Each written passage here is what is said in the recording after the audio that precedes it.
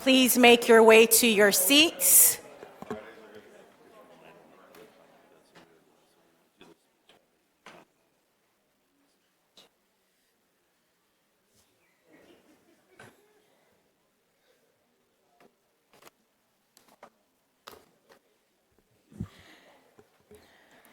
Good evening, everyone.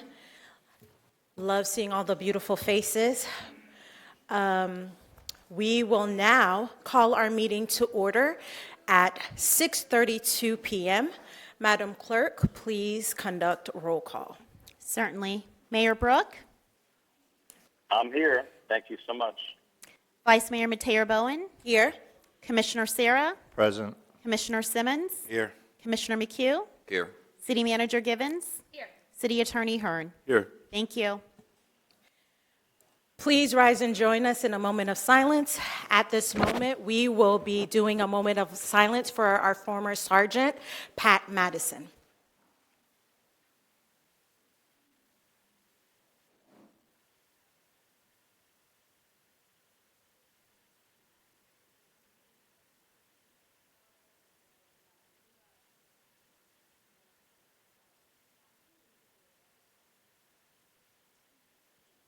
Thank you.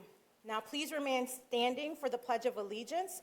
Leading us tonight, we have Eden Kelly, first grade. You can come up to the mic. Come up to the mic. Camden Kelly, second grade.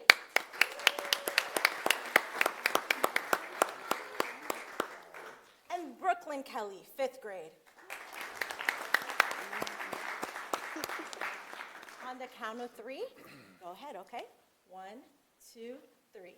Let's give honor to the flag of the United States of America and to the republic for which it stands, one nation, under God, indivisible, with liberty and justice for all. Let's give them a round. Woo! And we have something special for you, so we're gonna come down and take a photo, okay?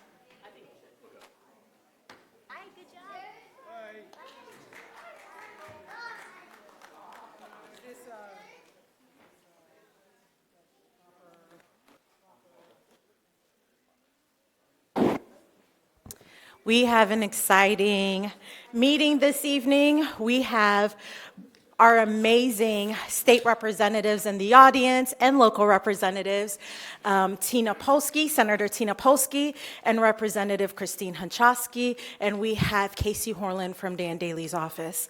So with that being said, for the legislative update, I'm not sure who's going to go first, but we're going to do protocol. So Senator Tina Polsky, the mic is yours.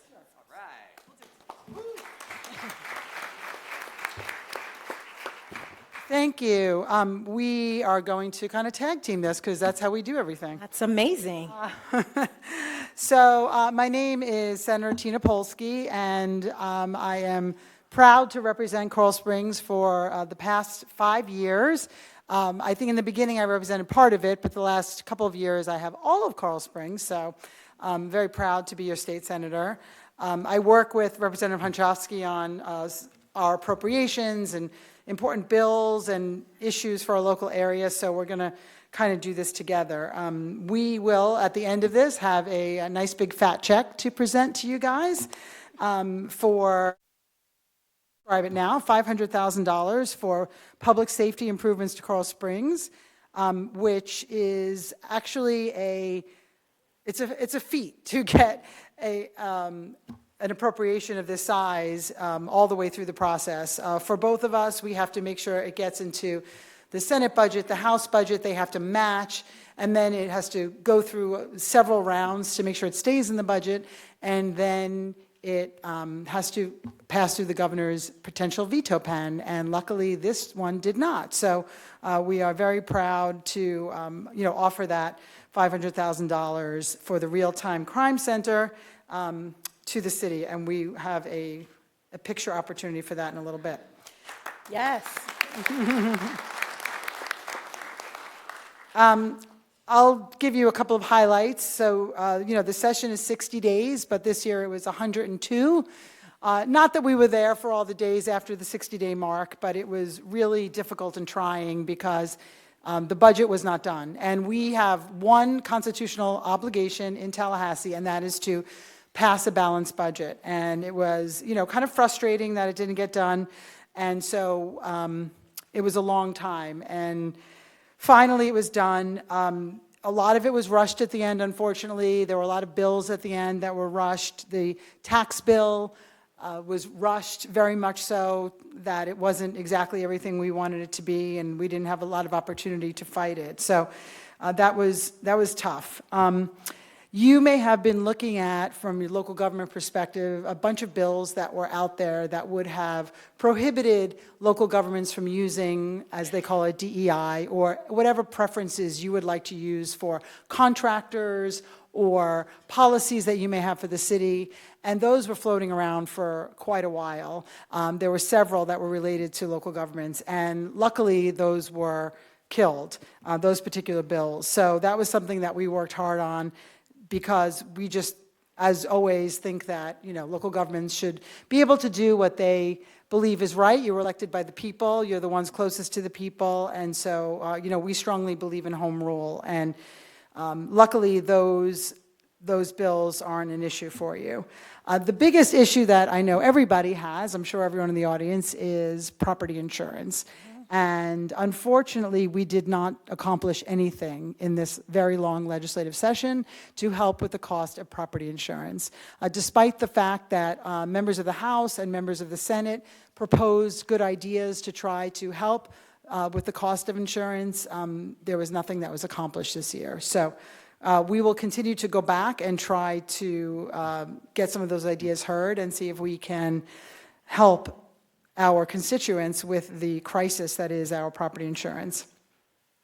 One bill that was passed, which I think is very important and problematic, is 7016, Senate Bill 7016, which makes it very difficult for people to conduct the citizen initiative process. As you may recall, in the last election in November, there was a lot of attention paid to Amendment 3 and Amendment 4, on recreational marijuana and the abortion law, getting rid of the restrictive abortion laws. And they did well. They got 57%, 56%, but it wasn't enough to overcome the 60% requirement. So those amendments did not take place, and they are not the law.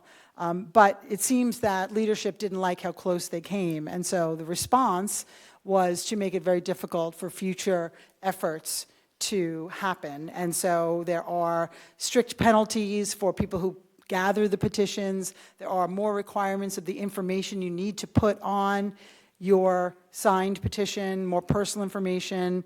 There's an effort by the supervisors of elections are going to have to make sure that everyone who actually signed a petition meant to sign a petition, so they're going to send them a letter giving them the opportunity to revoke their petition, but of course that doesn't happen on the other side. Like if there's a mistake on your petition, they'll just throw it away instead of asking you to cure it as they would with a mail-in ballot.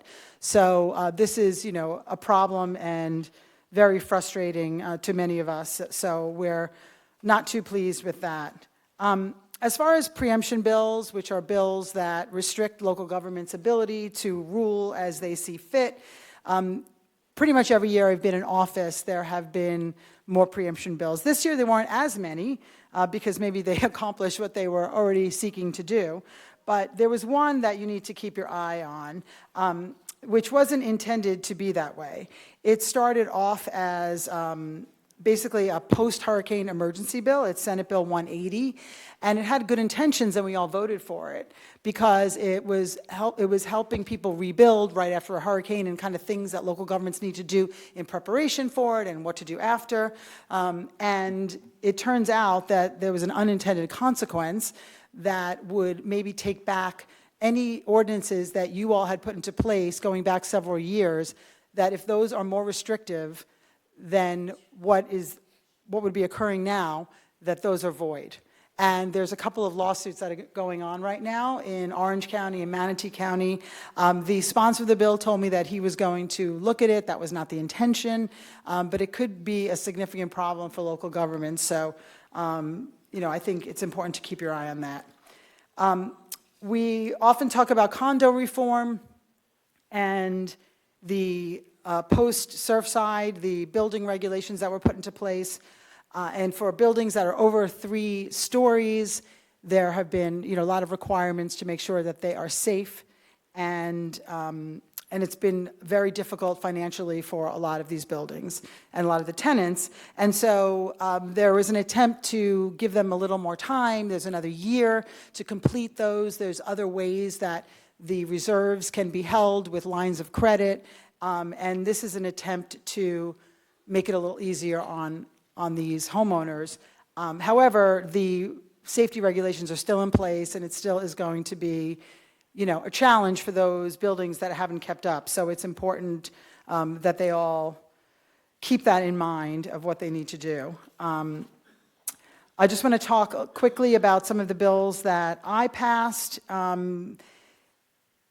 And one in particular that I really want to note is about Fentanyl Awareness Day. So tomorrow, August 21st, is our first Florida annual Fentanyl Awareness Day. And we have sent you all lots of materials, and I hope that you can blast it out on your sites and individually, because it's so important that people understand the dangers of fentanyl, that one tiny salt-sized molecule could kill someone. And it's so unintentional, and it happens all the time to people who are not drug users. They take something that they maybe shouldn't have taken because they thought it was safe, and it can contain fentanyl. And I'm sure we all know people who have suffered the loss of a loved one. This idea came to me from a Broward public school student who his family had lost a loved one, and we're very proud to have brought that forth. So hopefully all the information that we will provide, be out tomorrow on Fentanyl Awareness Day and going forward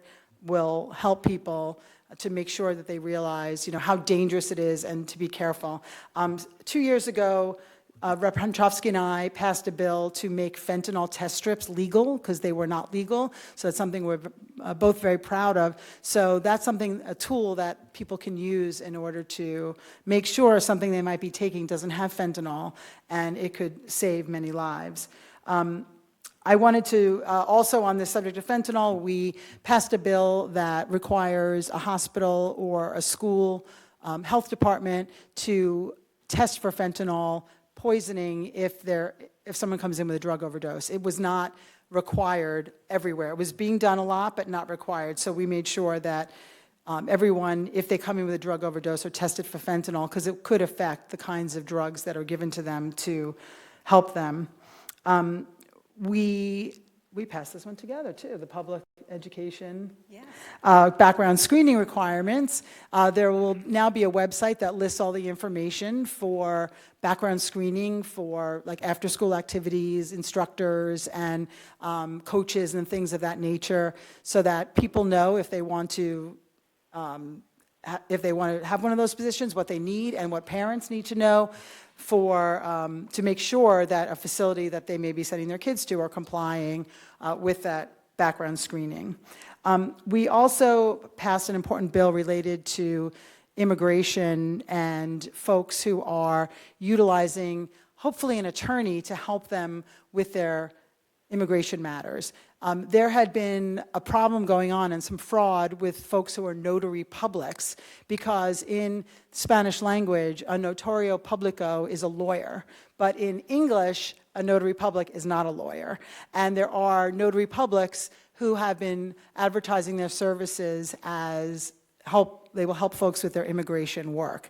And they are not lawyers and they cannot represent them that way. So this bill makes sure that they have to be honest in their advertising, that they are only notary publics, they are not providing immigration services. And so we hope that that will help people to not get defrauded who are looking to become citizens. We are, I'm not sure if you guys voted on this yet, for the Daniel Agami Bridge that is connected to, you did, thank you, Coconut Creek, Margate, and Coral Springs.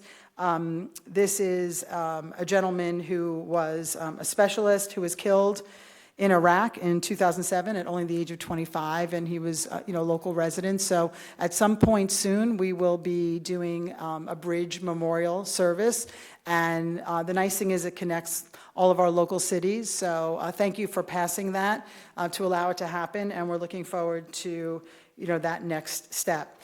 I am going to pass it over to Representative Hunchofsky. I just wanted to end with make sure everybody is registered to vote by mail. Every 2 years, you have to re-register. So if you voted by mail in the presidential election November 24, you are not registered to vote by mail if you haven't signed up for it again. So please do that. You can go online, you can call, you can do it for your whole family all at once. And it's a great way to have the ballot right in front of you. You can use it, or you can still vote in person, but then you just get rid of the mail-in ballot, but it's a great option, and you don't want to not get it because you didn't realize that you weren't signed up for it. So I'm going to pass it over to Rep. Hunchofsky, and thank you so much. Thank you. Thank you, everybody, Vice Mayor, members of the commission. I just wanted to talk quickly. We hear so much negativity coming out of government on the state level. I was able to work and sponsor 10 bills that passed through the legislative session that were all bills really focusing on human things that are important to all of us. One of them was improving mental health and substance use disorder services. Another one was the one that Senator Polsky talked about with the background screenings, and that one actually came about because a friend of mine owns a dance studio, and for those who don't know, there are no background check requirements for anybody working in a dance studio with children. This was concerning to my friend who owns the dance studio. I was a little taken aback because I think most people would assume that they're required to have a background check. That's how the bill started. But in this process, things move around, and while we weren't able to mandate background checks for people who work in dance studios, what we were able to do is now have a website that has to be up next year that will let people know what jobs do require background checks, what level of background check, so that at least parents can be informed when they're dropping their children off somewhere, whether those background checks are required or not. And just because they're not legally required doesn't mean that the dance studio or gymnastics studio can't do it on their own, but this is a way for parents to be informed to make choices in the best interest of their children's safety. Additionally, I had another flood disclosure bill expanding it to renters so that if people were long-term renters, when they sign their rental agreement, they're also being told if there are any risks for floods in the area they're in so that they would know what kind of insurance they would need. We also had a background check screening for athletic coaches, a school social worker bill. Some social workers who are in schools were required to take the teacher's exam in order to provide social work services in the schools. And we said, since they're not teaching, they're just providing those social work services that are so crucial to so many of our families that they shouldn't be required to take that test. Additionally, we had a school safety bill to make it easier for students and faculty to work around and walk around the schools while making sure that everybody is remaining safe and that the door securities are covered 30 minutes before and school starts and 30 minutes after school ends. And that bill came from a lot of input that we got from our principals, from our school leaders. And I think it's important to know that when you come to us with concerns, we try and do our homework and make sure that we can address those concerns in the best way possible. Another, for example, was the MySafe Florida Home Condo Pilot Program. That was an idea I came up with, and I worked with my Republican colleague, Representative Vicki Lopez. We had $30 million in the budget, but we had a high level that you had to reach in approval from your condo association in order to access it. So we lowered that to make it more available to people. I will continue to fight for more dollars in that, because for a small amount of public dollars, we are encouraging a large amount of private investment in hardening our buildings. And why is that important? Because a hardened building is less of a risk during a hurricane. Why is that important? Lower risk should be leading to lower insurance prices. Additionally, we had a local bill that changed the ethics rules regarding the North Springs Improvement District, and that was supported by the North Springs Improvement District and the community and passed unanimously. There were so many things that came our way dealing with local government, and I want to give a shout out to your city manager, who we were in constant communication. I'm on the housing, agriculture, and tourism. Please don't ask me how that all works together, but that's a subcommittee that I'm on. And we had a lot of local preemption bills, and Catherine was fantastic and her staff in getting back to me to make sure that any arguments I was making or amendments I was filing were working together with the city to make sure we weren't providing more roadblocks for you as you serve the residents of Coral Springs. I want to also thank all of you for coming up in Broward Days and for continuously advocating for the community. This is a partnership, so we can't know every way that we can be helpful on the state if we don't have that dialogue. And with that, I'd like to add a little story that happened this go-around. Coral Springs resident Beverly Provost, she deals with students and helps advocate for students who have diabetes and are in the schools. I don't know if Beverly's here. She's usually at all of these meetings. And there was a bill that was passing through the legislature that was requiring school districts to set up a policy to ban cell phones in the classrooms. But it didn't give any thought to the students, for example, that have their glucose monitor on their phone and would need to access that during class. So Beverly reached out to me. We saw one bill that looked like it could be helpful, but the sponsor wasn't helpful. So we found another bill. And just before that bill went onto the floor, I went to the sponsor and I explained to her what the situation was, that we needed to take into account students who needed their cell phones for medical reasons. So we listed a whole bunch of things. She went back to staff. And when the bill came up on the floor of the House, it had a beautiful amendment. And in that beautiful amendment, there were exceptions for students that had medical issues and things that needed to be reflected so they could have an exception. And it even went one step beyond that, where it said you could have a doctor's note where the doctor could give a medical reason of why the student needed to have that cell phone. And I give that as an example because I think sometimes people think no one's listening. And I find one of the most important things we can do is to let people know that this is their process, this is their state, and that their voice matters. And it doesn't mean we can always get to the perfect place where they want us to be, but we try our hardest and we work with anyone who's willing to be solution-oriented to make sure that the policy we pass is helpful and at the very least not harmful. And I think that's something that we should all be aware of. So, if there are things that you think we can do better, if there are professions that you're involved in that are being regulated, there was a bill this session that was trying to get rid of professional boards for engineers and realtors, and thankfully that didn't pass. But please reach out to our offices. If there is a state agency that you are dealing with, whether it's the Department of Motor Vehicles, and we all have our stories, Department of Motor Vehicles, if it's dealing with med waivers, if there's anything on a state agency where you're having an issue, please reach out to us. That's what we're here to do. We have our staff here. I see William. We are here to help in any way we can. We do not want you to tune out to this process. We do not want you to tune out to what's happening on the state level. Your voice matters, and we can only do the best for all of you when we're all working together. And again, I just want to say thank you for all the partnership and all the support you provide us so that we can represent our residents together in the best way possible. Well, first and foremost, let's give them a hand. You both are working very hard and representing us very well.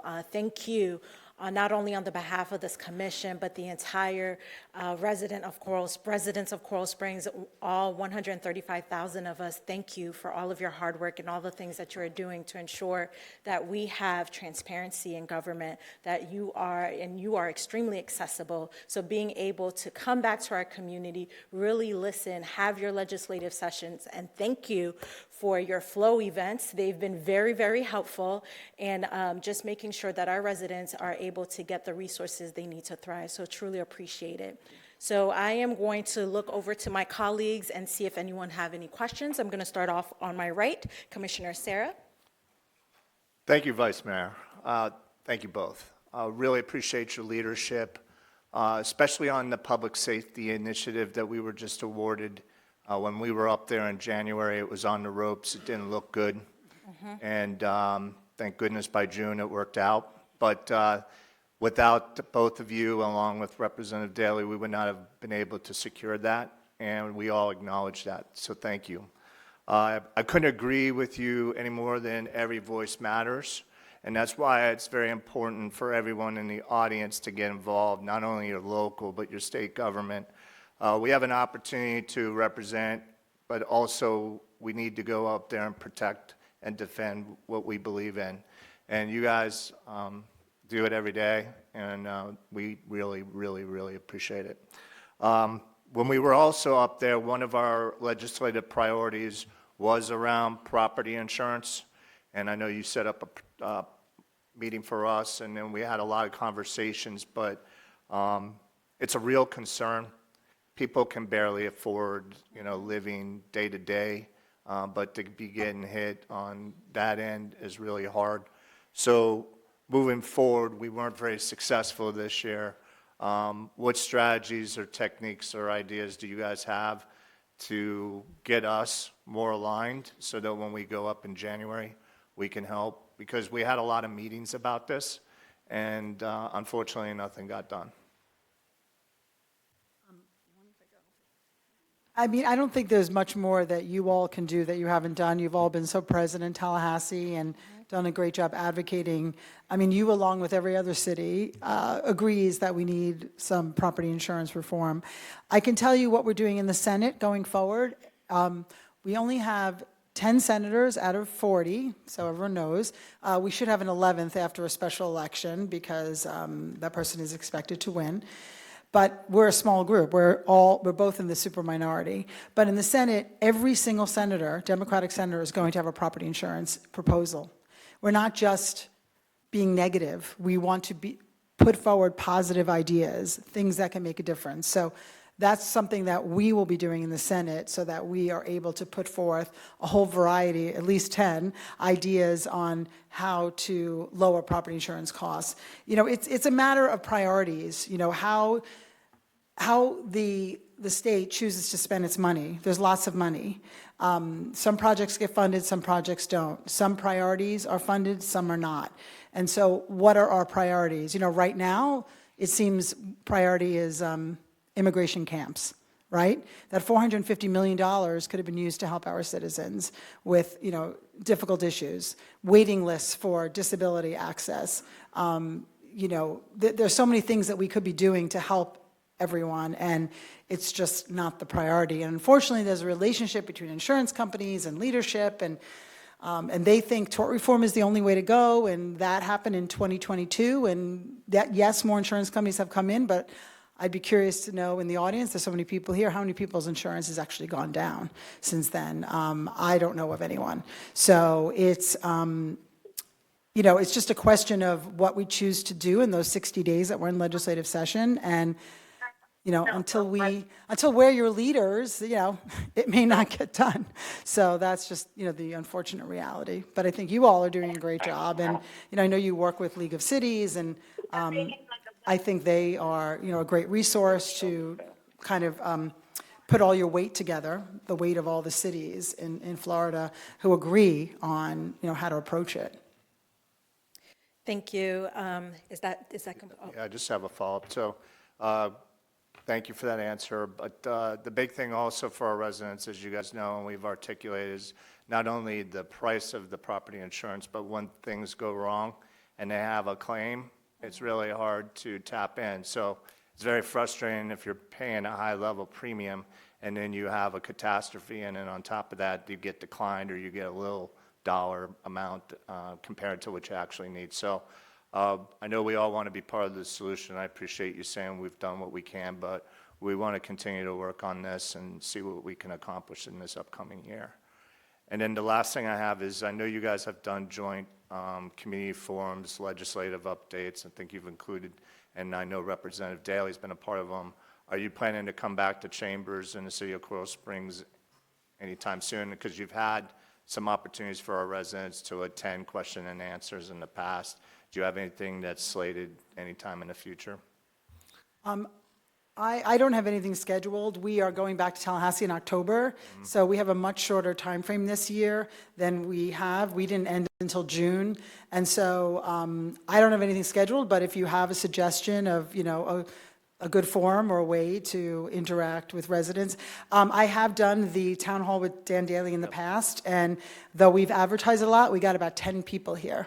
There's a lot more people here right now. So if you have ideas on how we can, reach out to the community, we're more than happy to do that. Coral Springs is the largest city in my district, so I'm here for you. But it just hasn't been as successful, I think, as we would like it to be, and we're working with a much shorter time frame now. So, let us know if you have any ideas. We always host a pre-session town hall and a post-session town hall. I think we're hosting or looking at one in the last week in October. We usually host it over at Coconut Creek City Hall. It is open, however, to everyone. And I just suggest, if there are concerns or questions people have or things that are pressing or ideas of things we can be doing better, please email us. We read all the emails. We might not get back right away, but we do spend time doing the research. I'll give another example. I know a woman who our children went to school together, who her child passed away from synthetic kratom. And that is something I plan to be working on next session. So I do really ask everybody, if there's something you think we should know and address, please reach out to us. That's what we're here for. Thank you so much. Mayor Brook, do you have any questions, comments, or concerns? Thank you so much, Vice Mayor. I just wanted to say thank you to both of you for your leadership. Thank you for working so hard and so long. I know it can be a frustrating process at times, and I think that you're both extraordinarily solution-oriented, and I just want to express my appreciation, and I look forward to working with both of you in the future. Christina, I'll definitely be meeting with you. I have some family law ideas for you to bring forward, and again, thank you both very much. Thank you, Vice Mayor. Sorry I couldn't be there in person. No problem, Mayor. Thank you for your comments. Commissioner Simmons? Yeah. Simmons, sorry. Thank you, Vice Mayor. Since we have more than 10 people here, and we have the great honor of having a representative that is sitting on the select committee on property taxes. That is meeting on September 22nd and 23rd. Yeah, could you talk to us a little bit about what's going on with property taxes? Because I want to make sure everybody understands how important this is. So I'm very honored to have been chosen by the speaker to be on the Select Committee on Property Taxes. Leadership in the state has talked about wanting to provide relief from property taxes, and I'm sure our amazing property appraiser, Marty Kerr, can also talk on this, as he knows all the tax amounts and values of all the cities all throughout the county. We have to be very cognizant of what property taxes pay for. We have to be very cognizant when we get the property tax bill, when you get your trim notice, take a look at where the different amounts go, because it's not one property tax bill that goes to one entity. There's a school district that's getting some of that. There's a county commission that's getting some of that. There's a city that's getting some of that, and then there are all sorts of other things there. So while it's always good to look at being an efficient operation, which I know you guys had that amazing visioning session, and then they didn't just strategically plan for the future, but they said, we're going back, and that was, I think, last week? Yes. Because I was here. They came back and said, come and talk to us about the plans we've laid out for the future and let us know your input. It's so much easier to go to City Hall than it is to Tallahassee to speak on the record. So you have accessibility here. You're going to have your budget meetings coming up. The next month, people can talk to them and talk about that. But those property taxes, if you look at most budgets, a significant portion goes to public safety. And I would assume it's the same in this city as it is in most cities. So when you talk about eliminating property taxes, which some people are talking about, the question becomes, who pays for your police and your fire so that you have response times that can actually save your life? Who is paying for those parks that your kids love to go play sports at? Who is paying for the road improvements? Who is paying for a whole host of things that are services that the city provides? My suggestion is, when you get your trim notice, and I know the cities publish their budgets, and they are way easier to read than the state budget is, go look at it. And before you talk about what you want to cut, as far as the property tax level, and I think people have a right to say, you know what, my prices are going up. Is there any way we could stay within the same budget we were at? But then let them know what you think doesn't belong there, because it's a trade-off. And I think it's important to have these discussions, but I also think they have to be done in a thoughtful way. They have to be done in a way where you say, what services are we willing to not have or to have less of a level of before we start saying we're just going to get rid of all of them. And then for those who had mentioned getting rid of property taxes, the answer was often that they would replace it with a sales tax. Well, that would mean the sales tax would go to the state of Florida, and somebody would then decide how to redistribute those tax dollars to the different local governments, which I find a little problematic, because it's not as much the transparent of you can come to a commission meeting in your district where you're represented by people who actually live in the city you live in, who, guess what, pay the same taxes you pay and are literally living with the decisions they're making. They're not making a decision for you while they live somewhere else. And I think that's one thing that's so special about local government. I want to also thank Catherine for getting me the information every time we've been on these tax committees. They've asked for information. It's been a very interesting moment that we've had in these meetings where we're learning how different cities have a different level of dependence on ad valorem taxes, and some are less dependent on them, some are more dependent on them. You have bigger cities who get in these enterprise funds, but those are also allocated for certain things and can't be used for other things. So I think it's important when we're having this discussion to have a thoughtful, fact-based discussion and not just the hyperbole of, wouldn't it be great to have no taxes? Thank you. Thank you for that explanation. I really do appreciate that. And just generally, thank you. You all are very responsive to us when there are things going on up in Tallahassee, questions, getting on the phone, helping us out with HOA issues, or just answering what's going on and making sure that we get to protect what Coral Springs means to the residents and to our families that live here. You all are making sure that we can kind of keep that holding the line there when it comes to that. So I do appreciate that. Thank you for speaking at Florida League of Cities Conference on the panel to cities, municipalities throughout Florida about the property tax issue. Senator Polsky, thank you for always being there to help serve our community, whether it's through the summer movie series that we just completed or the back-to-school function you just did with Vice Mayor as well. Thank you guys for being a part of this, and thank you for being here. Thank you. Commissioner McHugh? Yes, thank you, Vice Mayor. I would like to thank you both personally for coming here and updating our residents on what's going on in Tallahassee. I know sometimes the job feels thankless, but, I know we thank you very much for coming and taking time out of your day. And, what's very important to me, being a former law enforcement officer in the city of Coral Springs, is securing that extra funding for the Real-Time Crime Center. People come to Coral Springs for our parks, our schools, and our public safety.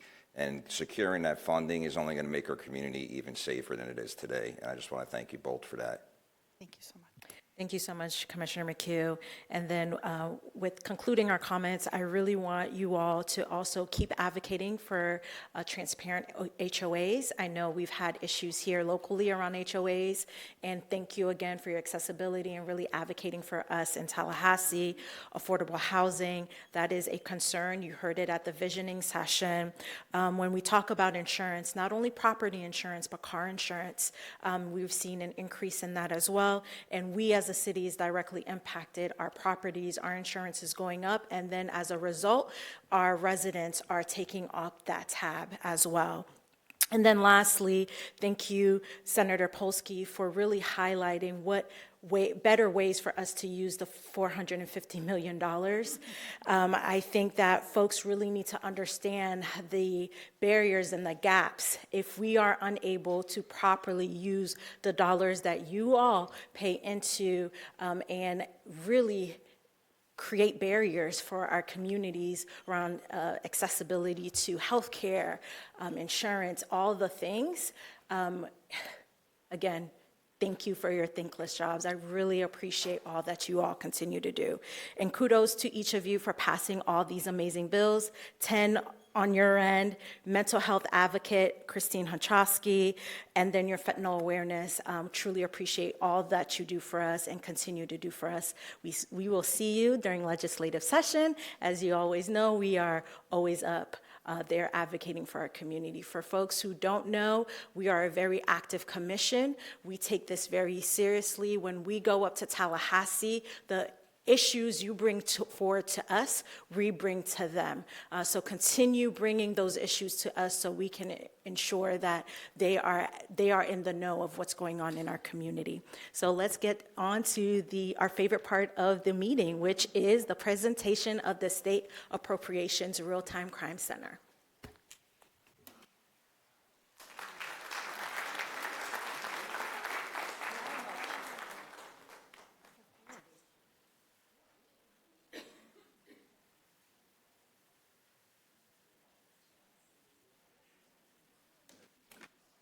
Just so everyone's aware, we went out for these dollars 3 separate sessions, and it was vetoed every single time up until this session. So sometimes you always got to be consistent.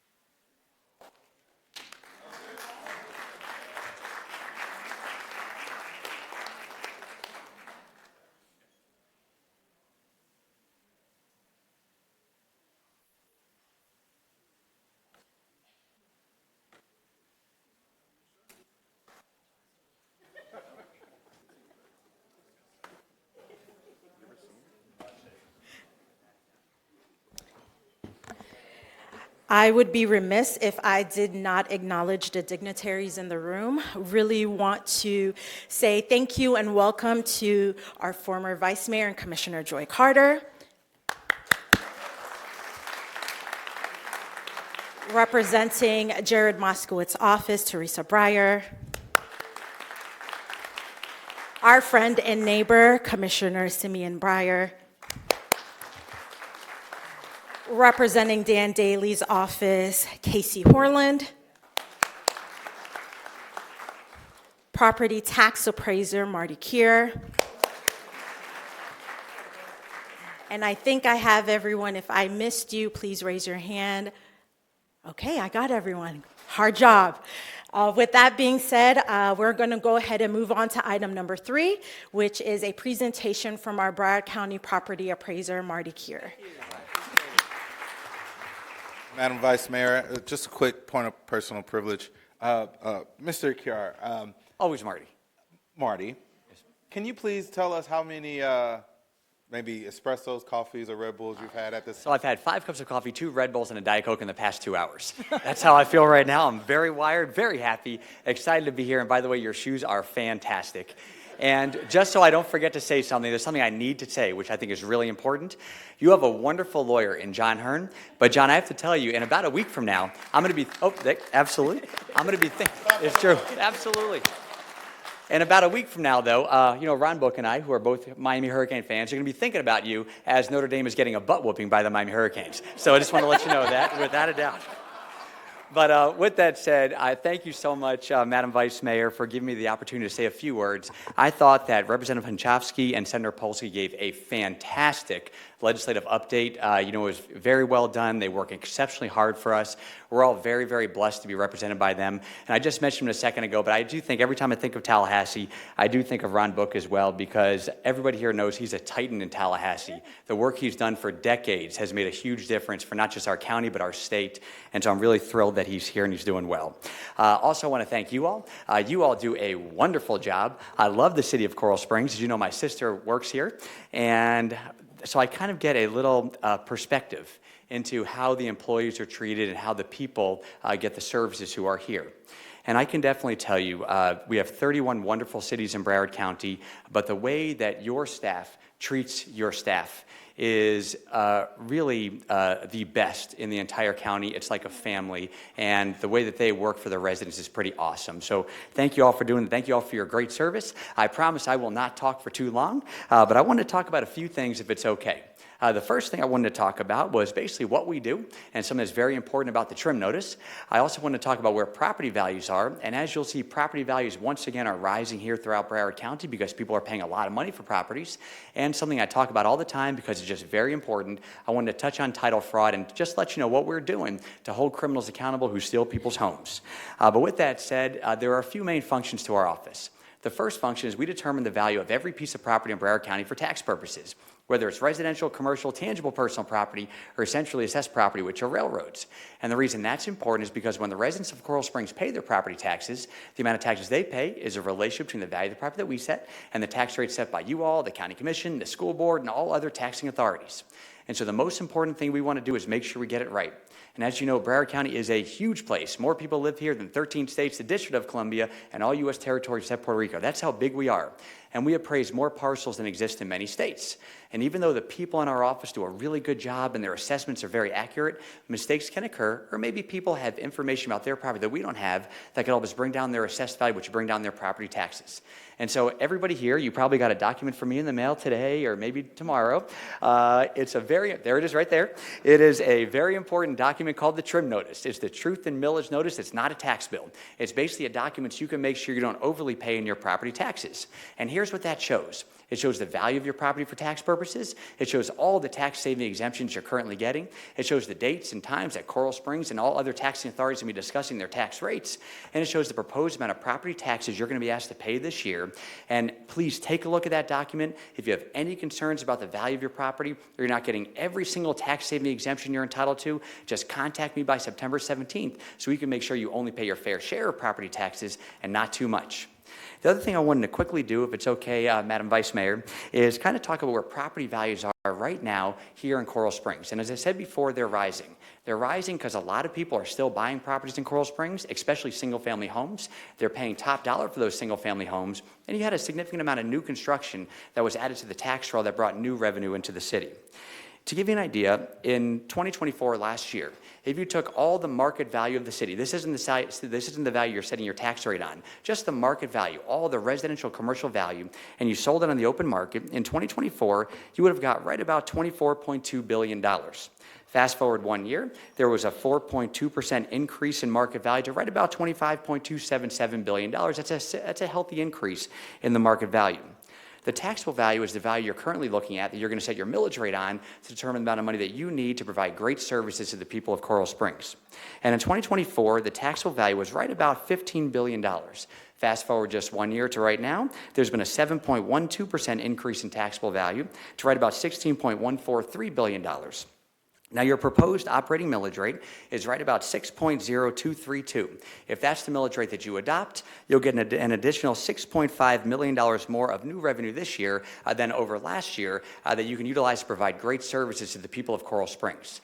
And something that's very interesting to note about that new revenue, the vast majority of that new revenue is not being paid for by your existing homesteaded property owners because the value of their tax line cannot go up more than a maximum of 3%. It's being paid for by new people coming into Coral Springs paying top dollar for properties and about $69.4 million of new construction added to the tax roll.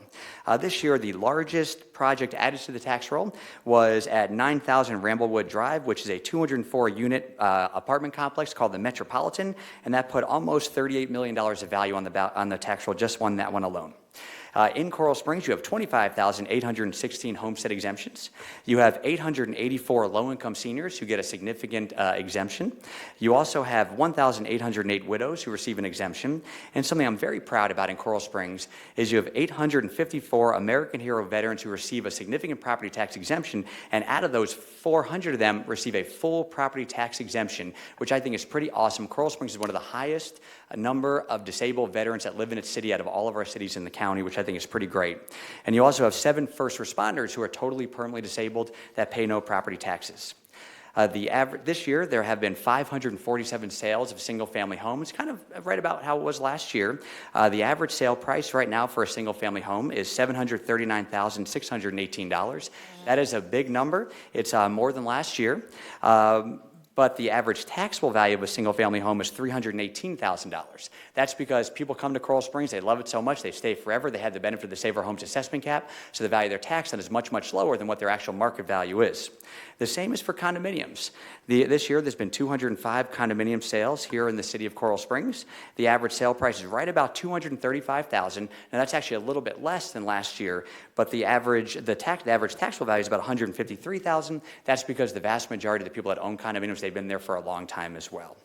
The other thing I was hoping to talk about, Madam Vice Mayor, and to the Commission is something that I talk about all the time, and it's just very, very important and very near and dear to my heart, and that's cracking down on title fraud. Unfortunately, as you know, South Florida is the title fraud capital of the world.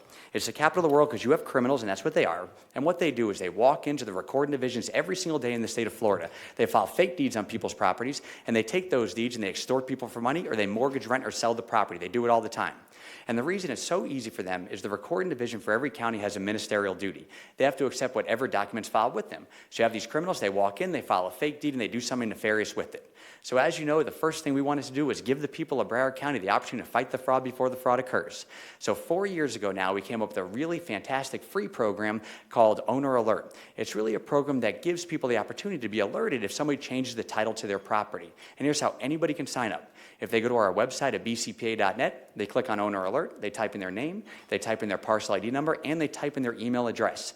And if we have their email address on file, they're automatically verified. If not, they have to upload their Florida driver's license or Florida ID. If they don't have that, they have to upload a utility bill or something proving ownership. And then if any document, legitimate or not, is filed changing ownership, they'll be notified instantaneously by text message, by email. They even get a hard copy in the mail. We've had 300,000 Broward County property owners sign up so far, which I'm really proud of. And in Coral Springs alone, 50% of all of your homesteaded property owners have signed up. And I have to give a huge shout out to Representative Henchofsky because she actually passed a very important bill in the Florida legislature that basically said that all information that we collect for our Owner Alert program, your email, your phone number, even the fact that you signed up, it's exempt from public disclosure so nobody can get that information and can only be used for one purpose and one purpose only, that's to alert somebody of a title change to their property.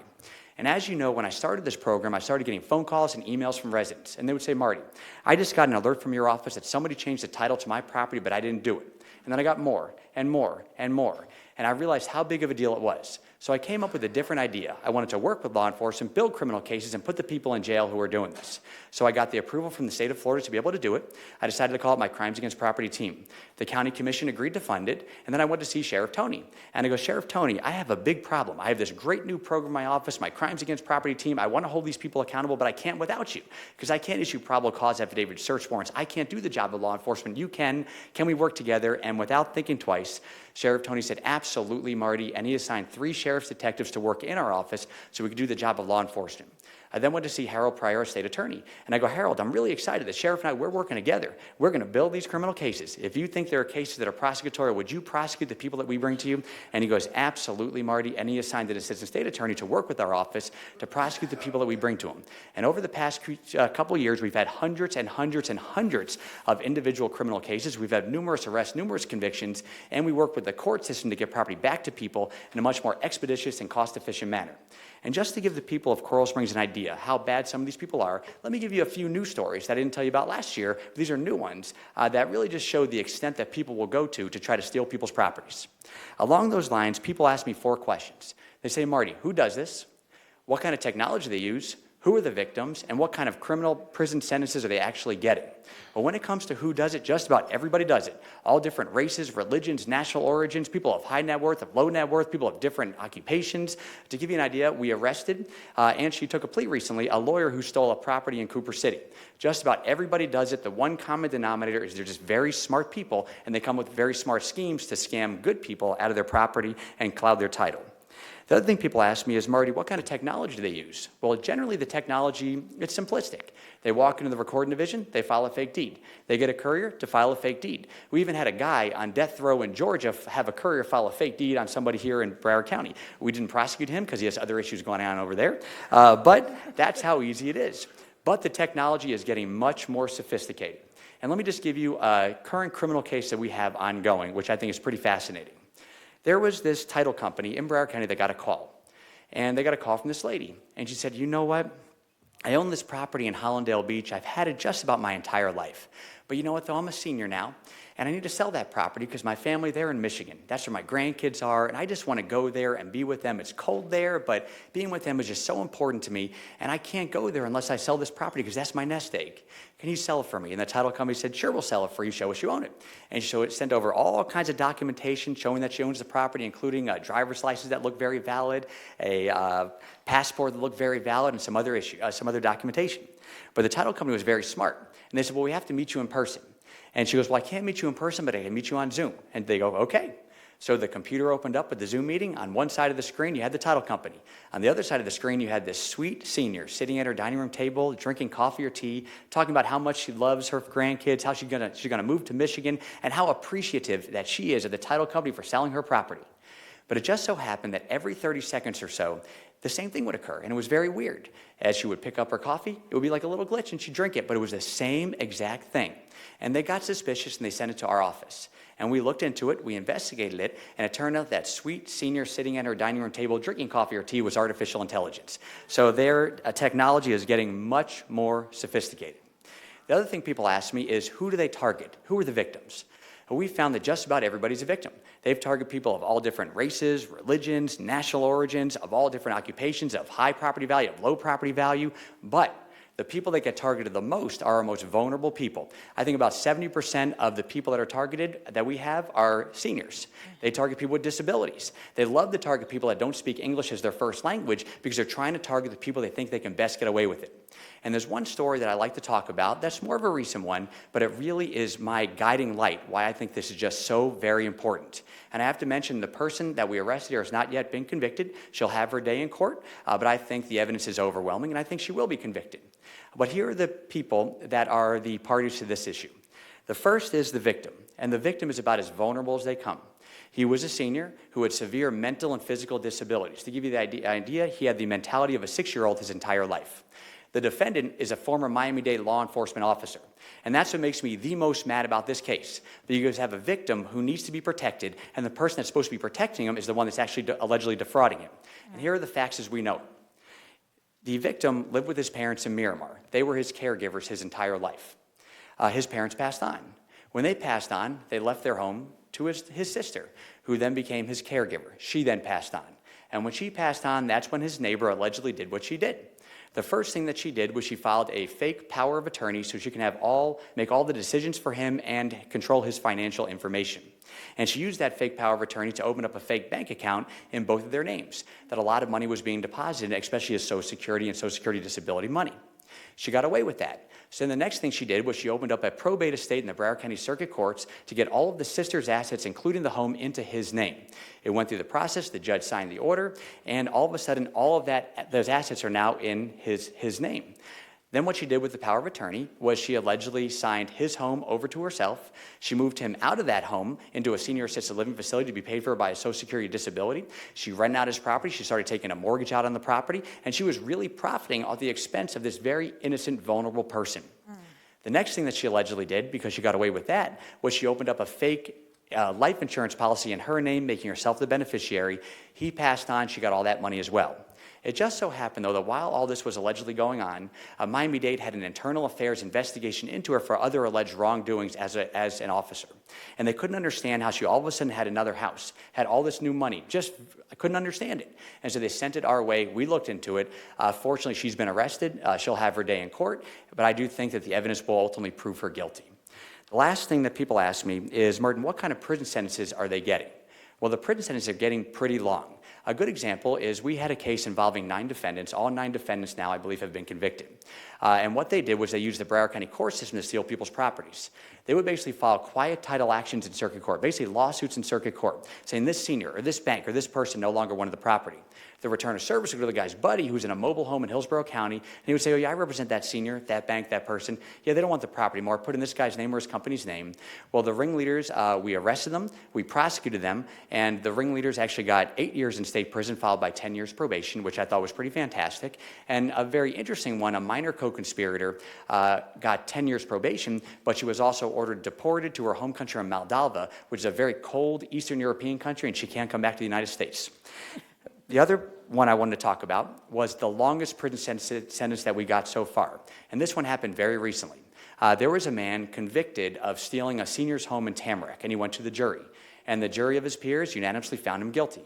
And the judge on the jury, the judge is a great judge named Judge Odom. He was the one presiding over it. And as soon as he was found guilty, the defendant went up to Judge Odom, and he goes, Your Honor, I was just found guilty. When is my sentencing hearing going to be? And Judge Odom basically said something to the effect of, well, it's going to be about 30 seconds. As a matter of fact, no, it's not. It's right now. And he gave him 15 years in prison, which I think is a great thing. And the reason I'm very happy that these sentences are getting very long is because these people target our most vulnerable people. They hurt people. They hurt their families. They take their most valuable asset. And so I hope that everybody in Coral Springs, the other 50% of your homesteaded property owners, or if you have any other property, sign up for our owner alert program. It's free and it's awesome and it's going to help protect you. And I also like to scream about this stuff everywhere because I want every criminal out there to know if they want to do this in Broward County, we're going to work very hard to hold them accountable and put them in prison for a long time.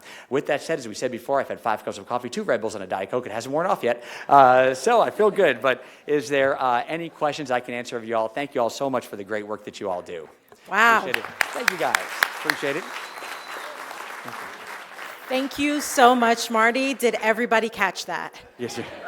You know what? I always say if politics doesn't work out, I'd be a great auctioneer. That's like my fallback, without a doubt. You'd be great at it. Thank you. We are going to get questions and comments and concerns from my colleagues to the left of me. I'm starting off with you, Commissioner McHugh. Yes, and congrats on your election to the Coral Springs Commission. I just want to say I think it's a fantastic thing, and I think everybody can attest to this. Listen, I'm a police officer. I got to talk a little slower. Oh, it's true, absolutely. You know what?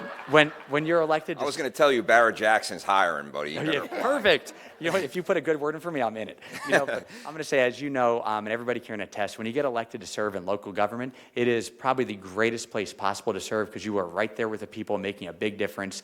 I think it's pretty awesome. Thank you for putting yourself out there, and congrats on the election. I appreciate that. Thank you very much, and thank you for your presentation. And I was going to comment on how fast you talk, but you beat me to it about Thank the you. auctioneer. That's because I talk very fast. I did sign up for your program. That's the only thing I'm going to comment on. Thank you for that. And I feel safer now, especially with the equity in a home and everything. That is a great program, and thank you for creating that. I appreciate it. Oh, thank you. I really appreciate it. Thank you so much. That's all I have, Vice Mayor. Thank you, Commissioner McHugh. Commissioner Simmons.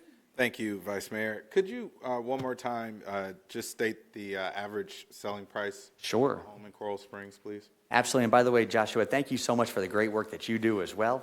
You know what? You inspire me to do interesting things. I almost got hurt. You were roller skating for a while. I thought that was pretty cool. I went out there, did it, and I fell. And I'm like, this is Joshua's fault.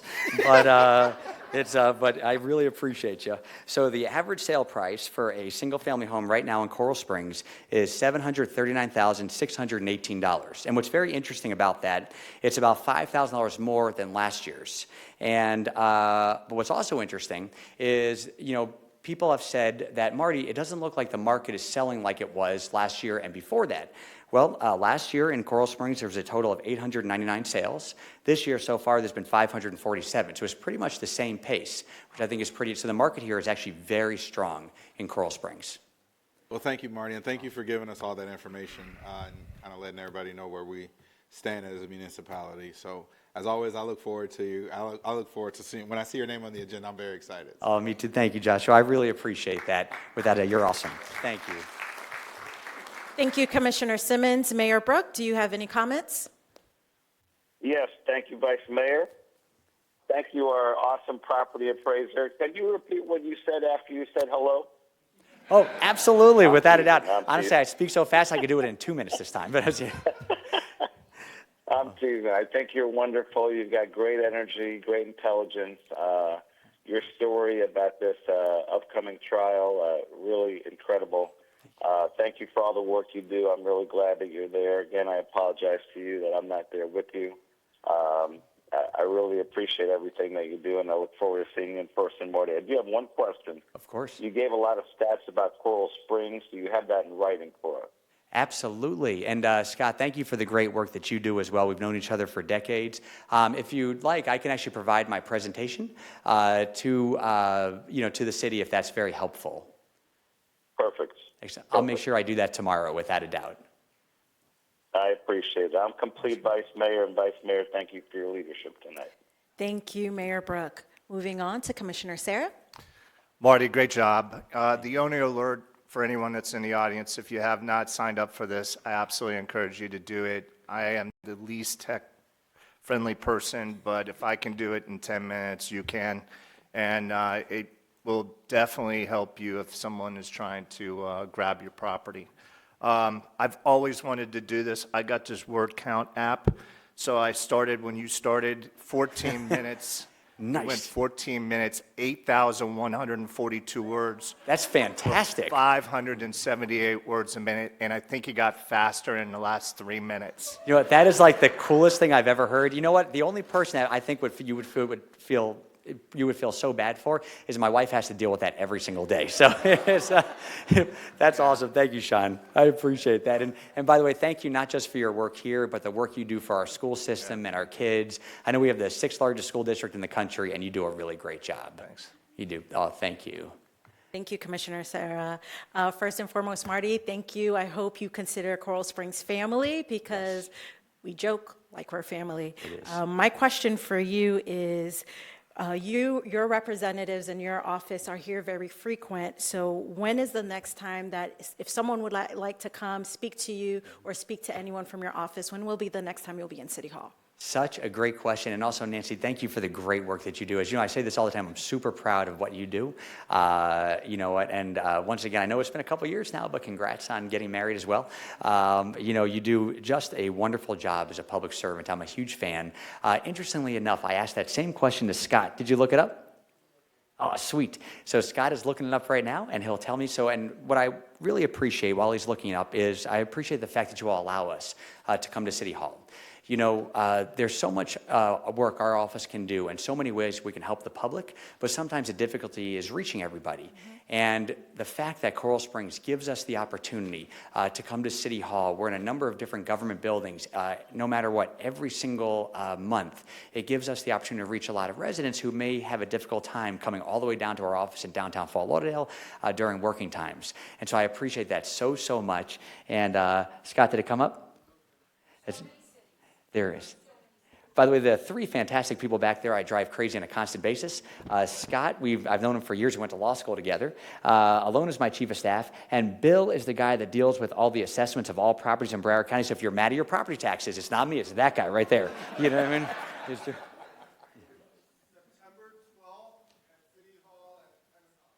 September 12th at City Hall at 10 o'clock, and that's actually very important because we can actually work on properties this year all the way up till September 17th.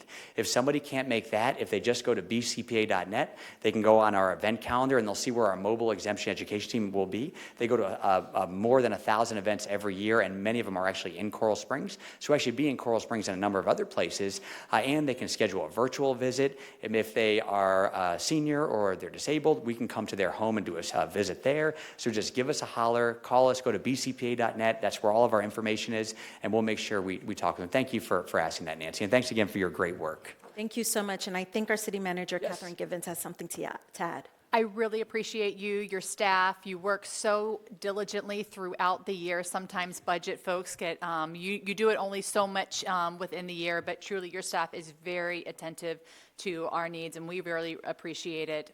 Even today, this week, because we received some of our tax, our trim notices last week, we schedule a public campaign for people to come out and review their tax bills with us. So that happened this week. It's still continuing. It's called Budget and Brews. That's and great. We partner with our local businesses, whether it be a coffee shop or other spirits, and we sit down and we have that conversation. Today, your staff came with us to City Hall, so we were very fortunate to be able to partner with you and your staff in public transparency, and truly appreciate the partnership that we have with you. Oh, I really appreciate you, Catherine, and congrats on being the city manager. I think it's been more than a year now, I think.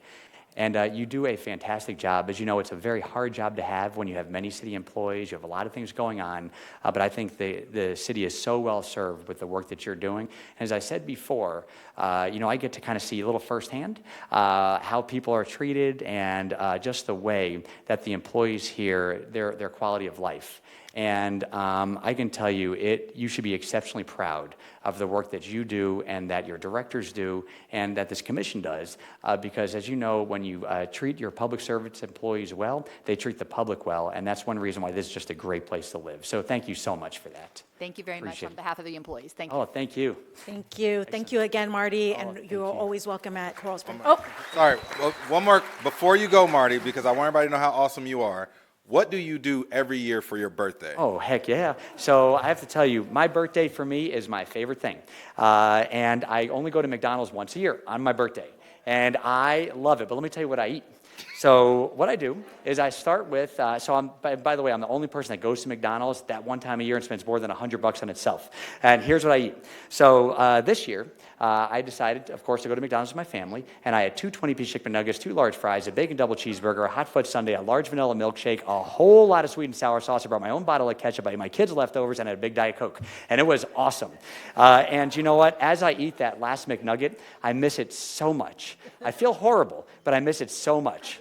And what I learned is, if anybody of you ever want to do this, so I usually do it for lunch. And the reason being, because one time I did it for dinner. And for some reason, when I went to bed, I had these weird dreams. I was sweating. So now I only do it for lunch. But it is my favorite thing on the face of the earth. And my claim to fame in this world is that one time I put it up on Twitter and McDonald's retweeted it. And I'm like, that is awesome. I can now retire. This is fantastic. So thank you very much, Joshua. I appreciate it, my friend. Thanks, everybody. Thank you.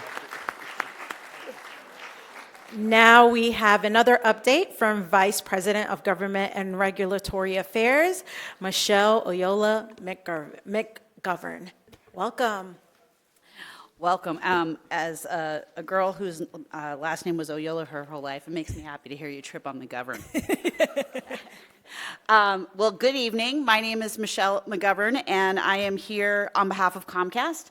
I wanted to give a brief update. I know that there have been, as we expand in the beautiful city of Coral Springs, we had quite a demand to come here for many years. And so we are very excited about the build and very excited about the partnership that we've been able to have with the city as we move through the city to make sure that we're doing this as responsibly as possible, and understand that there have been a few hiccups along the way. And so I'm here to just give a little bit of an update. I've had some conversations with some of you individually just to talk about a proactive approach that we'd like to take going forward to make sure that the residents of the community are as informed as possible and have every opportunity to communicate with us. We have about 1,200 employees here in Broward County, and our headquarters for the Florida region is in West Palm Beach, which I came from very expeditiously this evening, and glad to have made it in time and glad to have seen some of these great presentations. So just want to give you a quick recap. First, we have launched a dedicated email address dedicated to the citizens of Coral Springs, and it's just coralsprings@comcast.com. And I'll share this with you all as a follow-up so that you can share this with your residents and with constituents who have any issues. That email address is received by employees here in South Florida. A team of us are all here with me this evening, and several of us, including myself, by the way, will receive that email in order to manage it and make sure that the constituents' issues are addressed. Second, we have been door tagging in advance of any construction on particular streets, but what we're going to do is door tag a week in advance and then 48 hours in advance. So you'll get 2 notifications so that when you come home and maybe you see some work being done in your yard, you knew it was coming, and also you have contact information to ask any questions about that work. And then third, we are updating our signage on construction sites to alert residents of active work zones, so that, as you're driving out in the morning on your way to work, you see that sign and say, okay, Comcast is on my street today. Oh, I remember I received the notification a week ago. And so hopefully that communication is all aligned.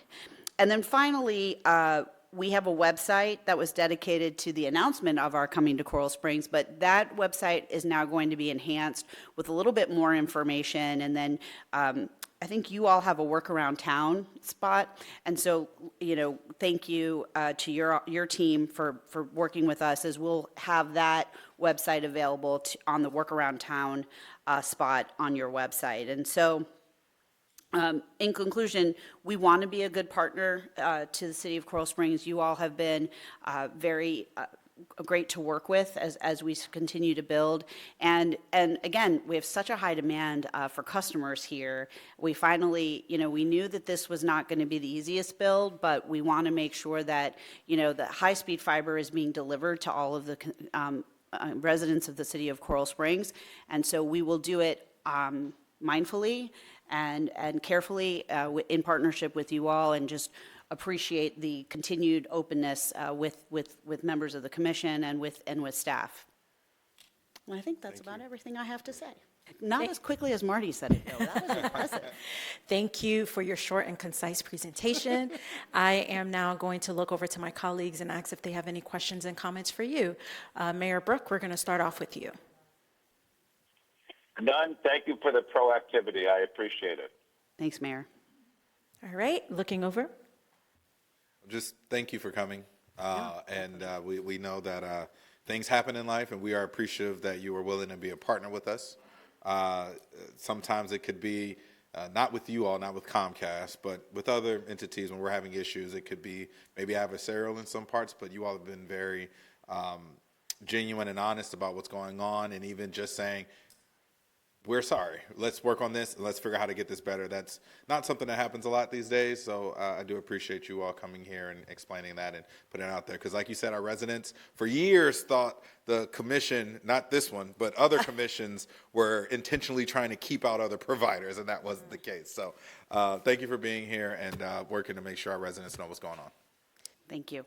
Thank you, Michelle. And the only question that I had, more so a comment, if you can repeat the email address once more so folks can write that down if they have any more questions in regards to any issues they may be facing. Yes, it's very simply coralsprings@comcast.com.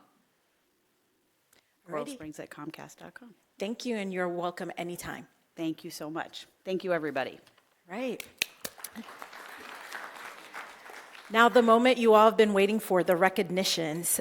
So we are going to start off with our recognition, and our first recognition is Ty Thompson.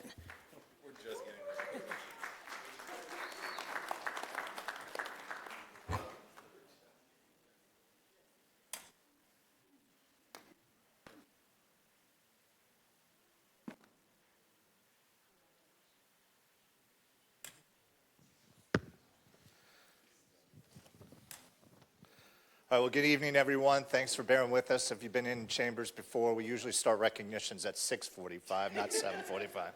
So for the 7 that are being honored tonight, thanks for your patience. I have the privilege of recognizing someone that's incredibly special to me, not only professionally, but personally. And as many of you know, I worked in the school system for 30 years, and I encountered tremendous people, phenomenal educators, people that completely made a difference on a daily basis. And when I was appointed principal at Taravella, to be honest, I knew no one at the school. There wasn't a single staff member out of 252 my first year where I knew any of them by name. And I got introduced to the young gentleman to my right at a conference, actually, and it was in November of 2002 before I took over principalship in 2002, December. And when I had the privilege of working with him and getting to know him and see the impact that he had and the culture that he had created at the school prior to my arrival was really second to none. And Ty served as an assistant principal at the school for about 6 years, then went off to Stoneman Douglas, and I'll never forget that day where the district came to me and said they were moving him because you just can't lose your number one guy or gal. And when he went over there, he worked as an assistant principal for years and got promoted to be the principal, and he did a phenomenal job with the culture there. The kids absolutely loved him. And then the unthinkable happened, and he had to navigate the tragedy that happened on February 14th. And he did it with not only class, but dignity, integrity, character. Everything attribute you can attach to him was Ty. And so it is a tremendous honor for this commission to recognize you for 30 outstanding years of service to this city, but also to the school district. Ty Thompson, retired former principal of Marjorie Stoneman Douglas High School, is celebrated for his vision, compassion, and resiliency.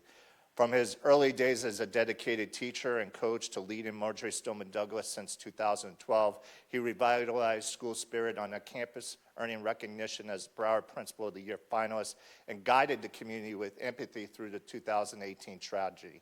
Beyond Marjorie Stoneman Douglas, he co-founded the Principal Recovery Network and advocated nationally for mental health and wellness in schools. His unwavering commitment to fostering a positive, inclusive environment has inspired countless students and staff, leaving a lasting impact on Broward County's educational landscape. Ty Thompson, thank you on behalf of this entire commission and our city staff for outstanding years of service, dedication, and leaving an enduring legacy of kindness and leadership.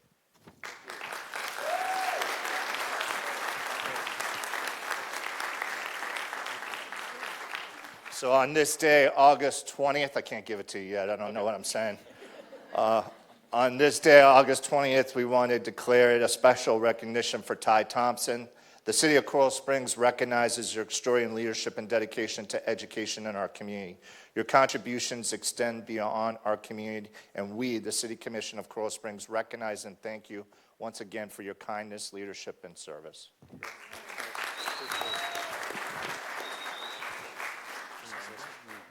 I just want to thank the City of Coral Springs. I enjoyed all my time with the school board working with Coral Springs. I couldn't have picked a better city to work with, along with Parkland, during my career. So thank you so much for your support over all those years. Thank you. And we have his parents in the audience. If mom and dad and his wife, Lori, could come up, and we have one of his best friends, Angel. If you guys could come up and join in the picture, somebody else will take it for you. We'll get it for you. All right, thank you.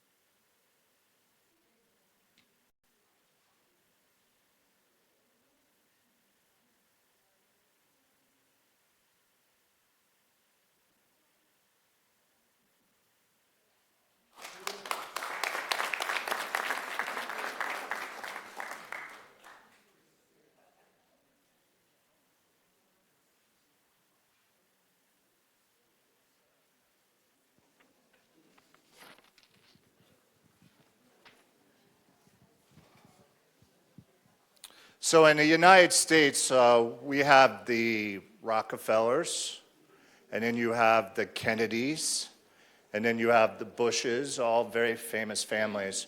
Well, when you think of Coral Springs, you have the Walshes. And if Brian Walsh and his family could please join us up here, we want to say a few nice words about you.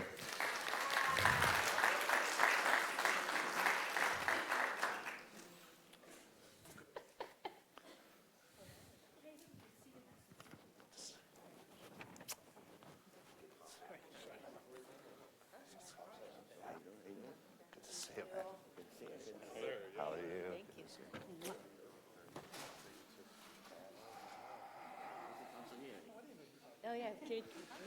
So about a year ago, the city honors one pioneer, and it's someone that kind of blazed a trail, made a significant impact, but also really gave back.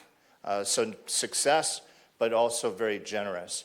And Mr. Brian Walsh was our recipient of that award a year ago, and our commission was talking internally, and we felt like we needed to get Brian to Chambers because this guy's very involved in politics, but also we wanted to celebrate him once and for all in this hall. So we came together and we wanted to give you this recognition for just a tremendous career, not only professionally as a retired police officer, but since 1987 in our city. And Brian Walsh Sr. has showed unwavering dedication to the community. As a retired law enforcement officer, Walsh has carried his commitment to public service into his business endeavors, consistently supporting public safety through numerous fundraisers and activities. His deep-rooted passion for education is evident in his sponsorship of local schools, athletic teams, and religious organizations, showcasing his belief in fostering a strong community foundation. I can't count the number of times that I enjoyed Wings Plus while we were raising money for Terraville when I was there, and thank you so much for that generosity. The Walsh's generosity extends beyond sponsorships. They have often the first to offer assistance to families facing financial hardship due to medical or other tragedies. Their involvement in the Community Redevelopment Agency Board reflects their outstanding, or his outstanding, of the importance of economic development and growth in Coral Springs. Have operated his family-owned restaurant for 36 years and resided in Cypress Glen community since 1987. Brian Walsh's impact on this city is profound and far-reaching. From supporting the annual holiday parade, which is always a great time, to contributing to the police and fire benevolent, enhancing scoreboards, and aiding the Special Olympics of Broward County, Brian Walsh Sr.'s contributions are a testament of his deep commitment to the betterment of Coral Springs. His leadership, philanthropy, and unwavering support of the community make him a very deserving recipient of this recognition from the Coral Springs Commission. And I know someone to my left who recently got elected is a huge supporter of you and your family, and I'm going to turn it over to Commissioner Joe McHugh. First of all, Mr. Walsh, it's an honor to be standing up here with you and your family. For what you do for our community is so invaluable. It's just amazing what you do. Anybody that ever calls you, you always open your doors and open your arms. But the most important thing that I'm proud of is that I'm a deputy commander in your restaurant. That is just unbelievable. So I appreciate it. And, your family is our family. And I truly, truly mean that from the bottom of our heart. Yeah. Mr. Walsh, as a young man, formerly young man, because I've gotten so many years on me now, waiting until, thank you. I appreciate that. We got that on record, right? All right. As a young man waiting into local politics around here in Coral Springs, just trying to do something good with the city, I've always appreciated walking in to Wings Plus, seeing you sitting there at the bar, and us having a conversation. Whether it's things we agree on or whether it's things we disagree on. The one thing I've learned about you is that it doesn't matter what anyone believes as long as they care about taking care of Coral Springs. You have always asked questions about what we were doing or decisions that were coming up before us or that ones that we made, but you always asked earnestly and honestly, just trying to understand or just want to know what's going on. And I do appreciate that, and I've always appreciated that. So when I walk in, every time I see, I go, "Hey, Mr. Walsh, how you doing?"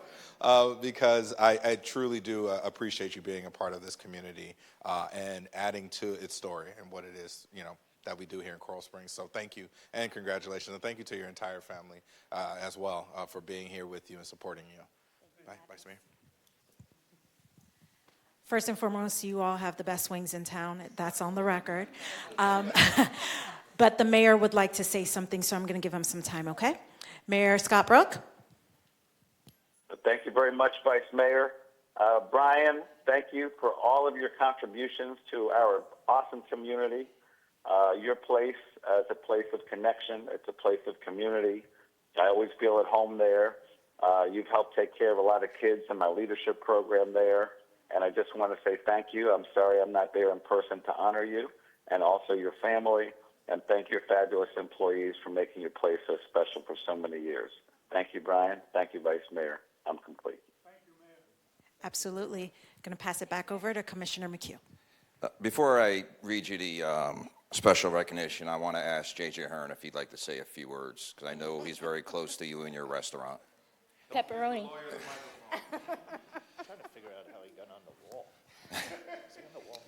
A call from the bullpen.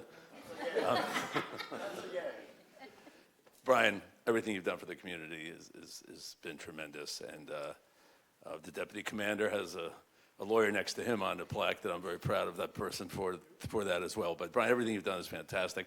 I will tell a quick story. When Josh introduced Hillary Clinton,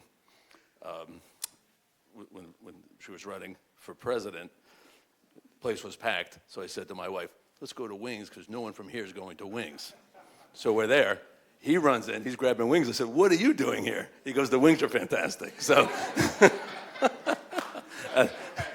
that's my story. Thank you. Floor is yours, Commissioner McHugh. Special recognition. The City of Coral Springs recognizes your exceptional dedication to the Coral Springs community, demonstrating unwavering commitment to the public service through countless fundraisers, educational sponsorships, and the support of your local organizations for more than over 3 decades. Your family's contributions to our community exemplifies the standards of our wonderful city. We, the City of Coral Springs, thank you for all you do. Signed by the entire City Commission.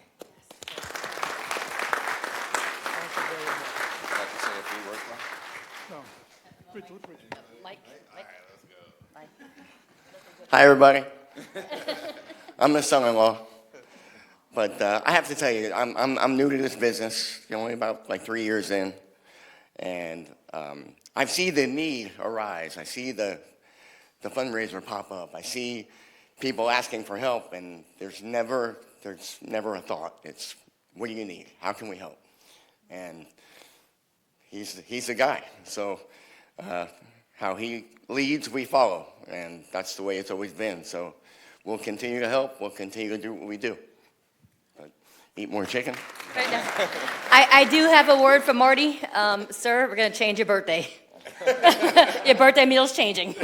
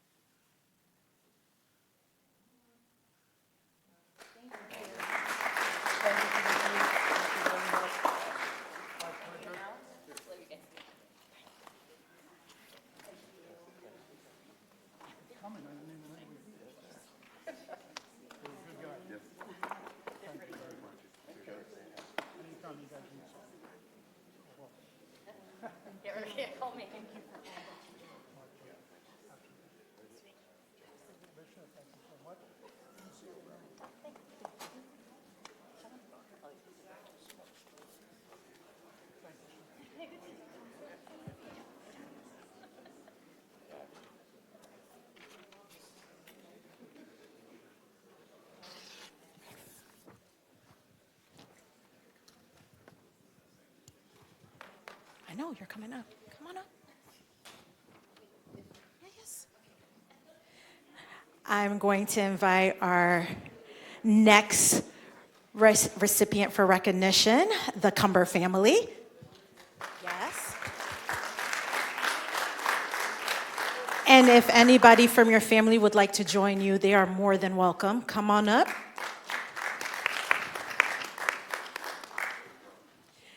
First and foremost, we talk about building community. These are the individuals who helped build this community.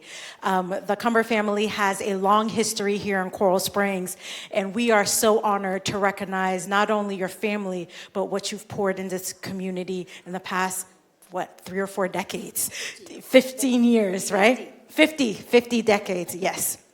50 years, 5 decades, there we go. So with that being said, the Cumbers built approximately 3,000 homes in Coral Springs, making them the largest volume builder for Coral Ridge properties. Woo! They specialized in entry-level and custom-designed homes, serving as the architect and you served as the architect. Your wife served as the individual who managed the books and designed for models and buyers. So I love the family unit. The family consistently ranked among the top builders by volume in the city, establishing much of the residential foundation that defines Coral Springs today. Beyond their construction work, the Cumbers have played a significant role in the community. You, sir, have served as a North Broward Hospital District Commissioner North Broward Hospital District Commissioner from 2002 to 2006, while your brother, Abdul Cumber, was the city engineer during the 1980s, creating a multi-generation link to the city's growth. Their children have made notable contributions as well. Your son was valedictorian at MSD, donating funds to build the Marjorie Stoneman Douglas High School Stadium in July 2007, with the first game played there in November. He then attended Duke University. Wow. As Chief Strategy Officer at the Florida East Coast Industries, he helped develop high-speed rail in Florida. Previously, he was Deputy Chief of Staff for the U.S. Department of Transportation under the Bush administration. Your daughter, can you pronounce her name? Anisha attended law school and now practices in New York as the special education lawyer and disability advocate for children with special needs. That's amazing. At age 15, Anisha participated in the city's initiative, Small Acts of Kindness, by baking and delivering 700 cookies to the Salvation Army. Wow. As Ismaili Muslims, the Cumbers are dedicated to philanthropy and community service through their foundation principles that have guided their many years of contribution to Coral Springs. Given their significant impact on the city's growth and ongoing community involvement, this family deserves special recognition before their move at the end of this month, which will bring them closer as a family.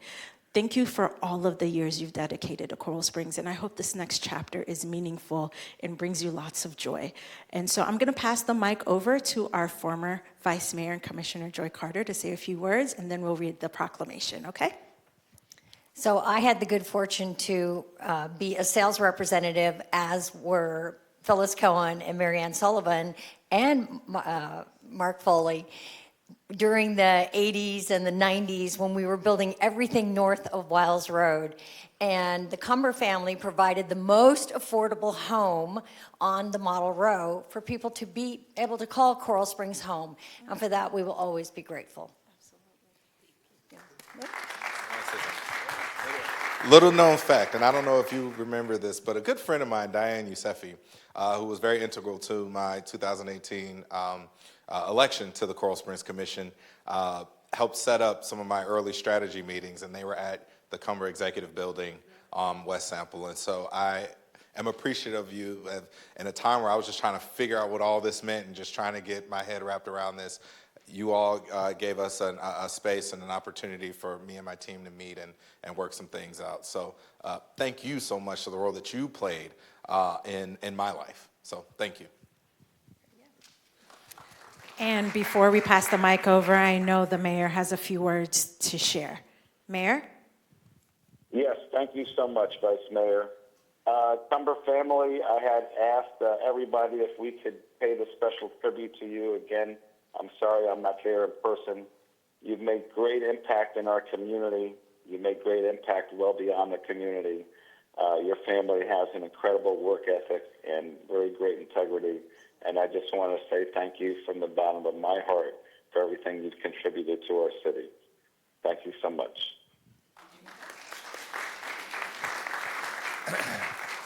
And I just want to close by saying that you guys have left a lasting legacy for us.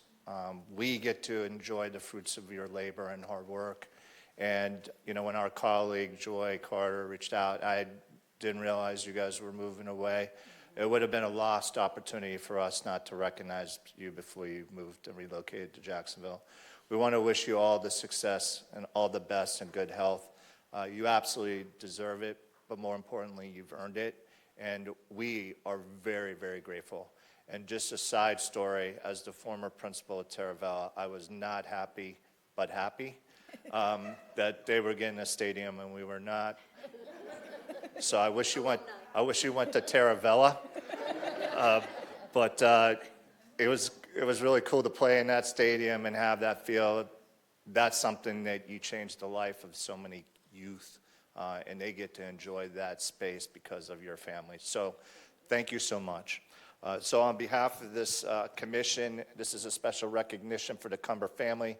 The city of Coral Springs recognizes the extraordinary contributions of the Cumber family to our community over many decades. We celebrate your legacy of building community in every sense of the word. As you prepare to move closer to family, we reflect on the lasting impact on our city and extend our deepest gratitude for your dedicated service and contributions, not by guiding us by your faith and commitment to our great city of Coral Springs. Signed August 20th by the entire City Commission. Thank you.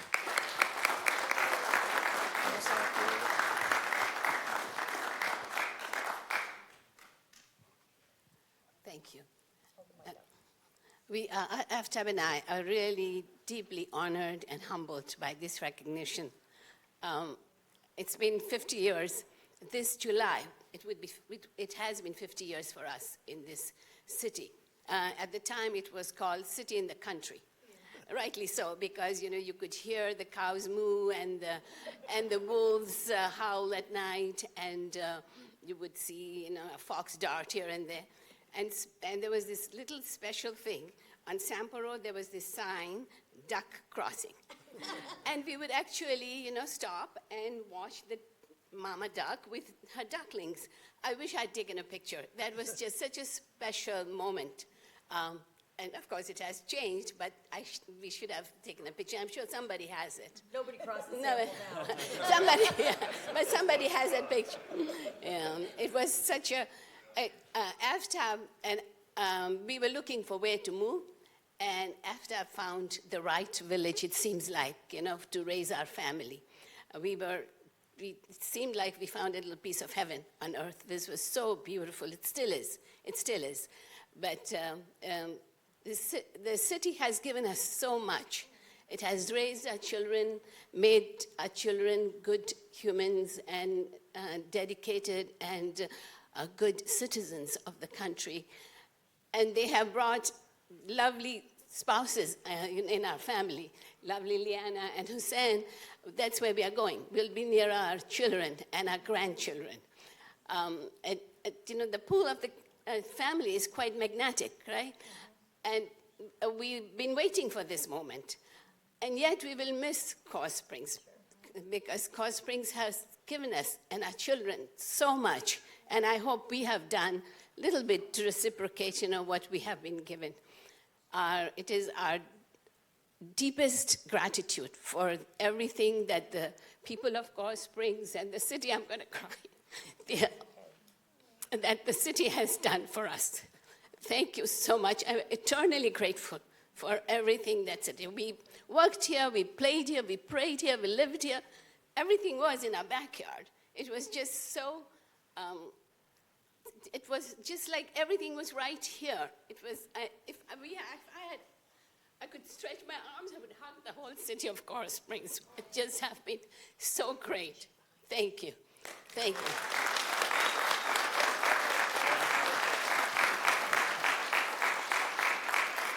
I just wanted to also acknowledge that there are a few of us that still remain from Coral Ridge Properties, and I have them here in the front row. We were salespeople and very supportive of the Cumbers' efforts and very grateful to have been a part of their success in Coral Springs. Ready for the photo?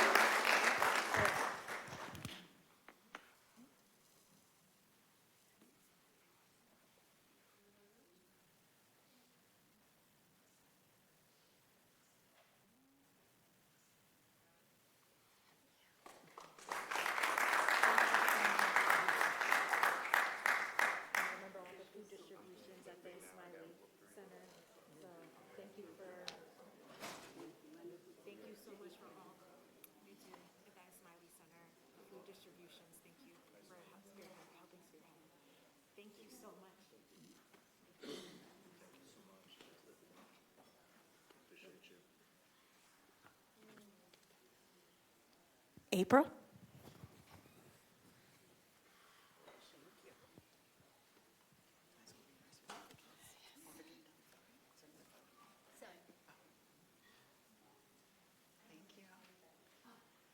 Okay, good evening, everyone. I am here to recognize two of our educational professionals here in the community. And in educational solidarity, we probably have a few kids to go home to tonight, but they have about 1,000 plus kids to wake up to in the morning. So they have agreed to come up together. I'm going to welcome Miss Carla Hart and Miss Arlene Manville to come to the front.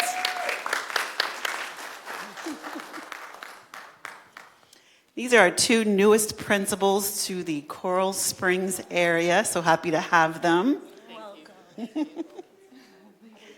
How are you? So we'll start with Ms. Hart here. Ms. Hart is, welcome to Coral Springs. She is now the new principal of one of Coral Springs' first elementary school that opened in 1972, James S. Hunt Elementary. Prior to coming to Coral Springs, her previous school she served at, she was a turnaround principal. So that means that she had one of the lowest performing schools in Broward County, and she turned that school around into a letter grade of B. So we are super excited. She has 28 years of experience in education, coming to James Hunt, and I think you guys are about a point away from an A, 1 point from an A. And we are so excited to have her here. When I first met her, her passion, her energy, her livelihood, just a lover of education and students, and just so happy to have her here in Coral Springs. Thank you. I'll let you say a few words if you'd like to. Okay, I'm gonna keep it short and sweet.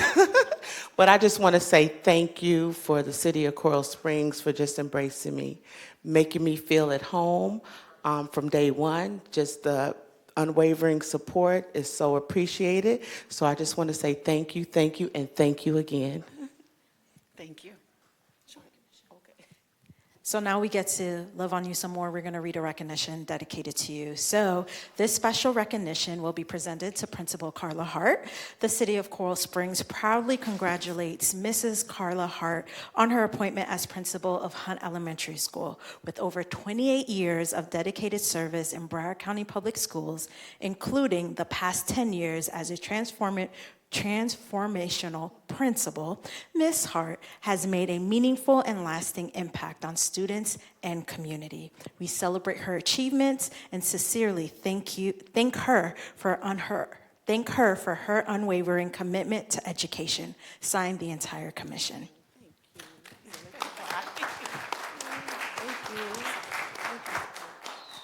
And then to my left here, Miss Arlene Manville is not new to education either. She's got 27 years with Broward County Public Schools. She is coming to us from Park Trails, a new principal of Parkside Elementary. Still staying in the park. Park Trails to Parkside. So we're happy to have her here. She's been in the district for quite a while. She started as a writing consultant, writing curriculum, and doing trainings for district staff across the community. And she was instrumental in opening the first K-8 school in Broward County, Beachside Montessori. So we're super happy to have her with us as well. And we've worked together many summer school camps. Great leader. She'll be a great addition to the Parkside family, and just welcome as well. Thank you. And they're friends. So as a former colleague to both of you, we're incredibly proud that you're within our city. You guys are both going to do amazing things, and just know that we've got your back and we're going to support you every step of the way. So for Principal Arlene Manville, this one's for you. The City of Coral Springs congratulates Miss Arlene Manville on being appointed as the principal of Parkside Elementary. Your 27 years of dedicated service, passion, and commitment have made a lasting impact on students and the community. We celebrate your achievements and thank you in advance for your contributions to education within our city. Signed by the entire City Commission on August 20th. And I noticed that both of you guys are close to 30, and I will say once you get to 30, it's a beautiful thing. I didn't give you a chance to say a few words, Ms. Manville. You don't need to do the word count on me. I'm going to be quick. I just want to thank you for welcoming me into the community, and I'm looking forward to partnering with all of you as we continue to move our school forward. And this year we are an A school, and my intention is to keep that an A school and continue to build upon the success and the legacy that was left to me here at Parkside and in Coral Springs. So thank you.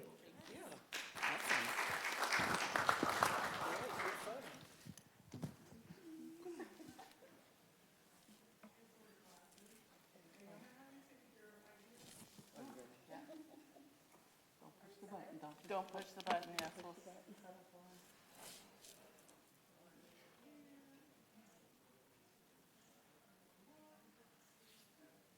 Thank you.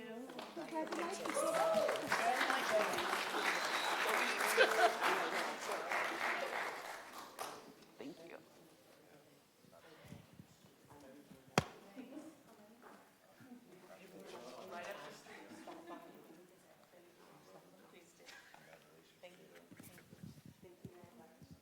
Juliana?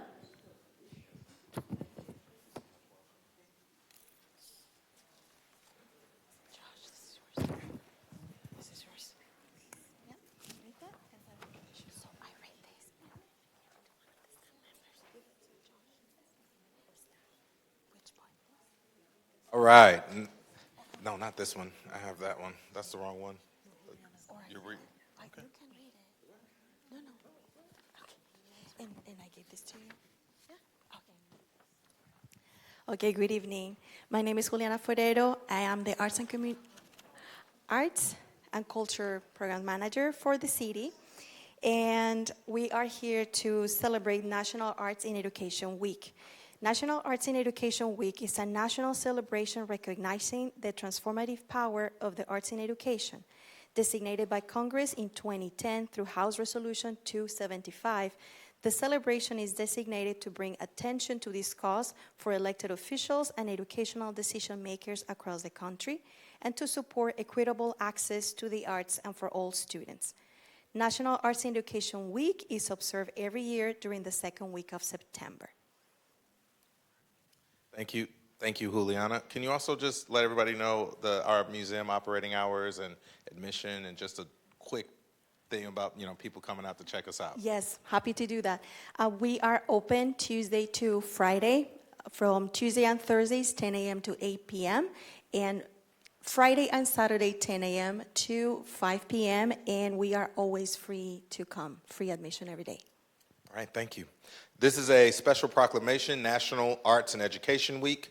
National Arts and Education Week is a national celebration that recognizes the transformative power of the arts and education, and it supports equitable access to the arts for all students. Therefore, we, the City Commission of Coral Springs, proclaim September 7th through the 13th, 2025, National Arts and Education Week. Signed by the entire commission.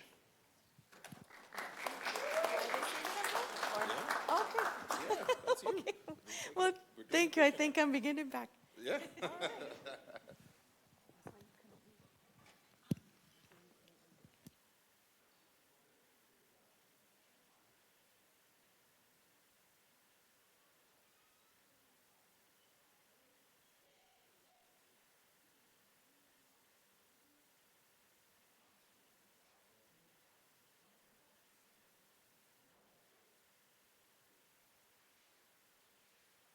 All right, so for our last proclamation of the evening, Suicide Awareness Month. Suicide remains a significant public health concern affecting individuals, families, and communities. Mental health conditions impact millions of Americans, and stigma often prevents individuals from seeking needed help. Education and prevention programs, advocacy are essential in reducing the stigma surrounding mental illness. We are dedicated to actively advocating for people with mental illness, their families and friends, providing opportunities to participate in and benefit from research, and helping to empower individuals in all aspects of life, including social and recreational activities, employment, and self-expression.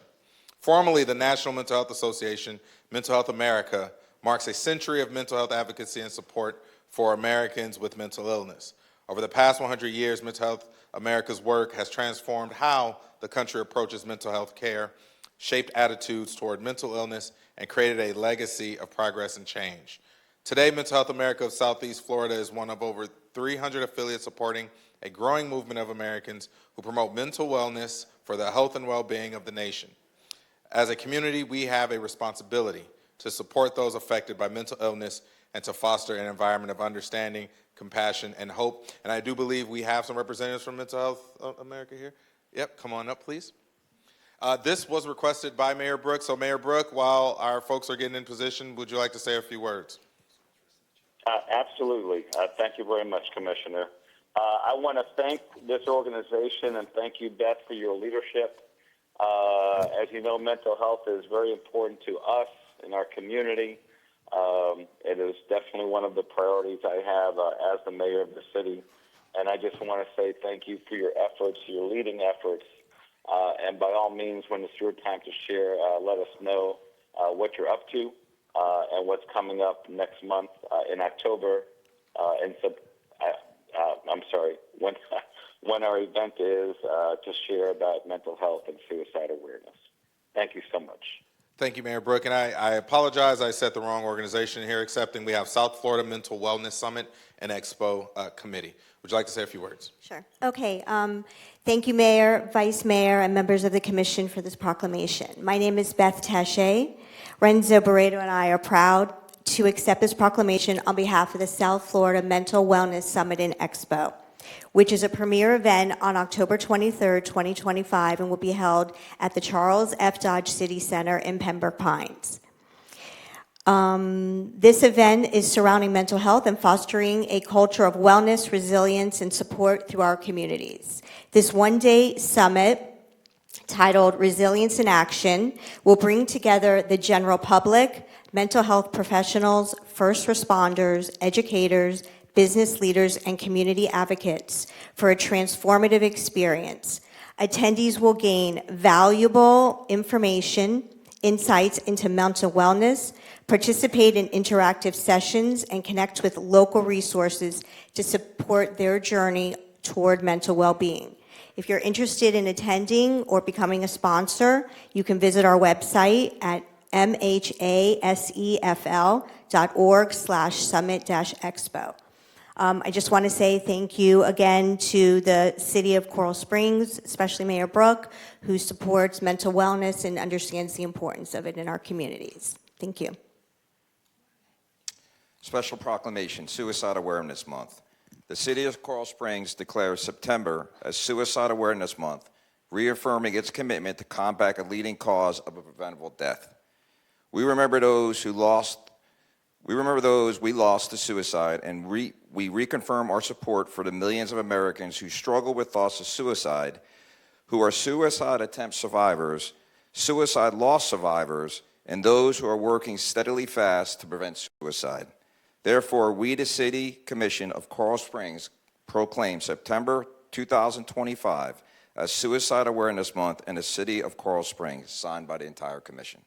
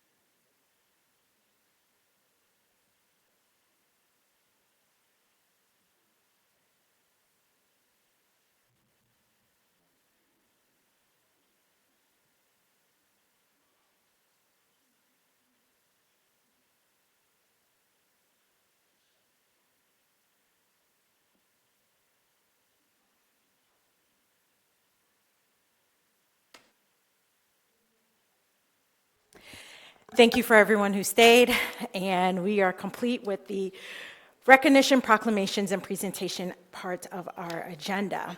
We are now moving on to to our public comments. Correct? Hold on one second.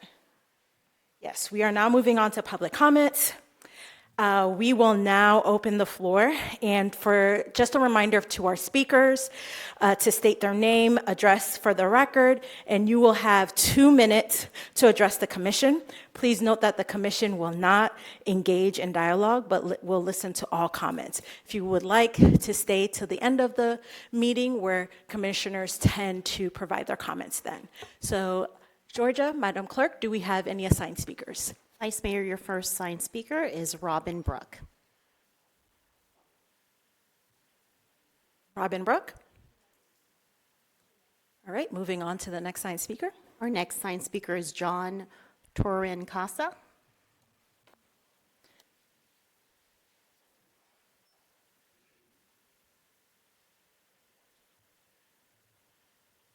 Welcome, John. Please state your name and your address. Nice to meet you. My name is John Torren Casa. I live at 11127 Northwest 26th Drive. This is my daughter, Victoria Torren Casa. She lives at 2535 Northwest 99th Avenue. And I am here as, I was glad to hear Sean say he's has empathy for people who get denied claims.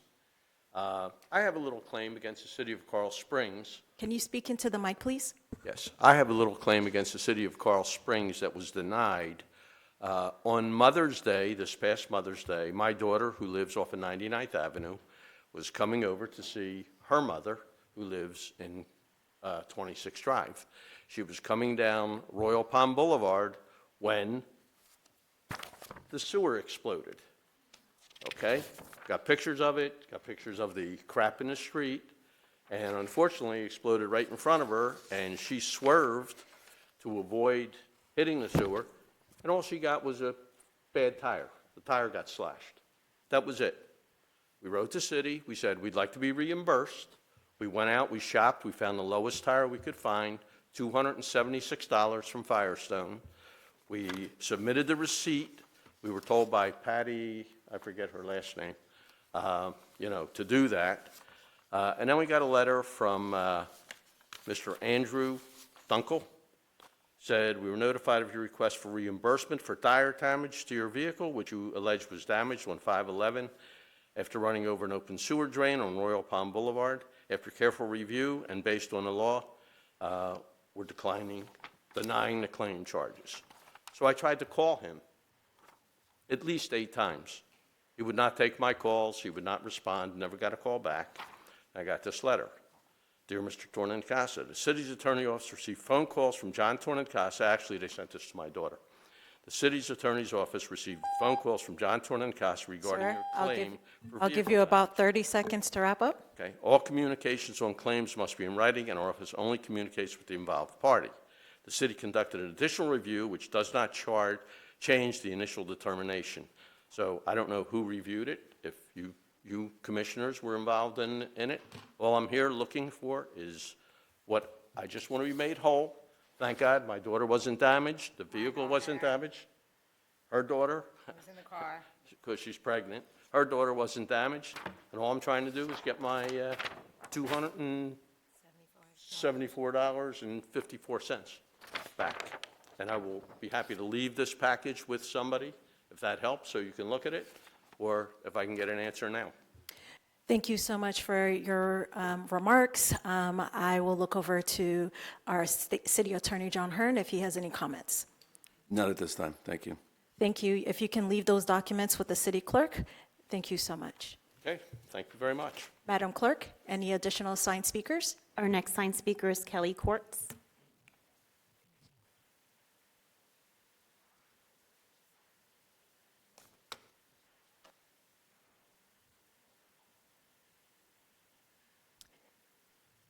All right, moving on to the next signed speaker. Our next signed speaker is Itza Diaz.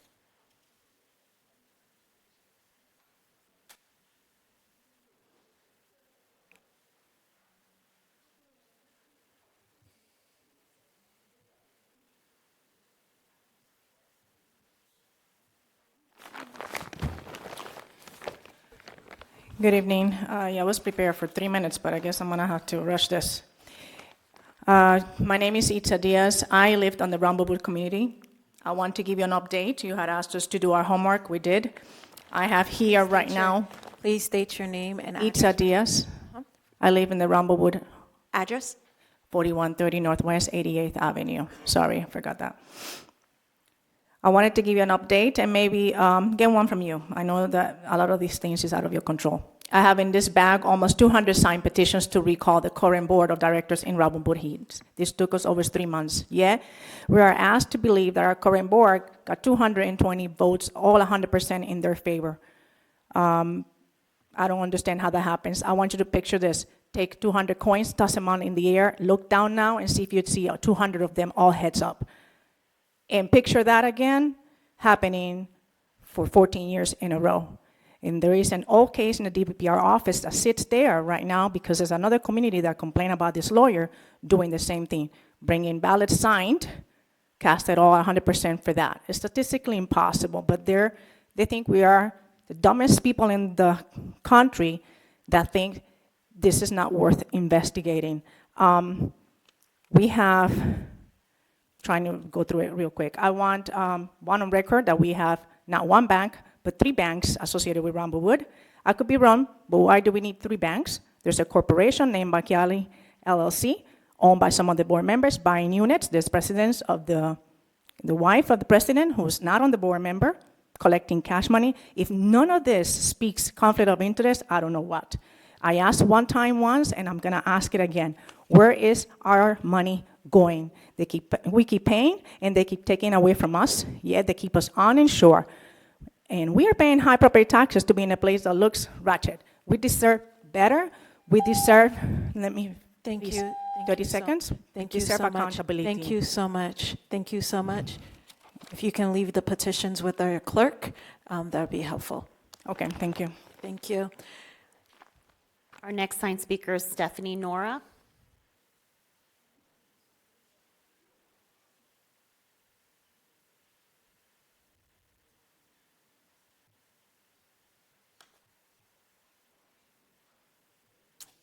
Hi, my name is Stephanie Nora, and I live in 17301 Hampton Boulevard in Boca Raton, and I'm also an owner in Ramblewood, 4163.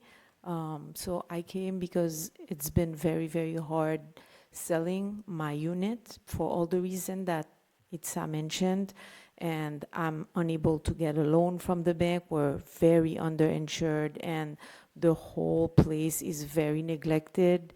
So I'm also came, to support what they're saying. Okay. Thank you so much for your comments. Thank you. Our final signed speaker is Ryan Edmondson.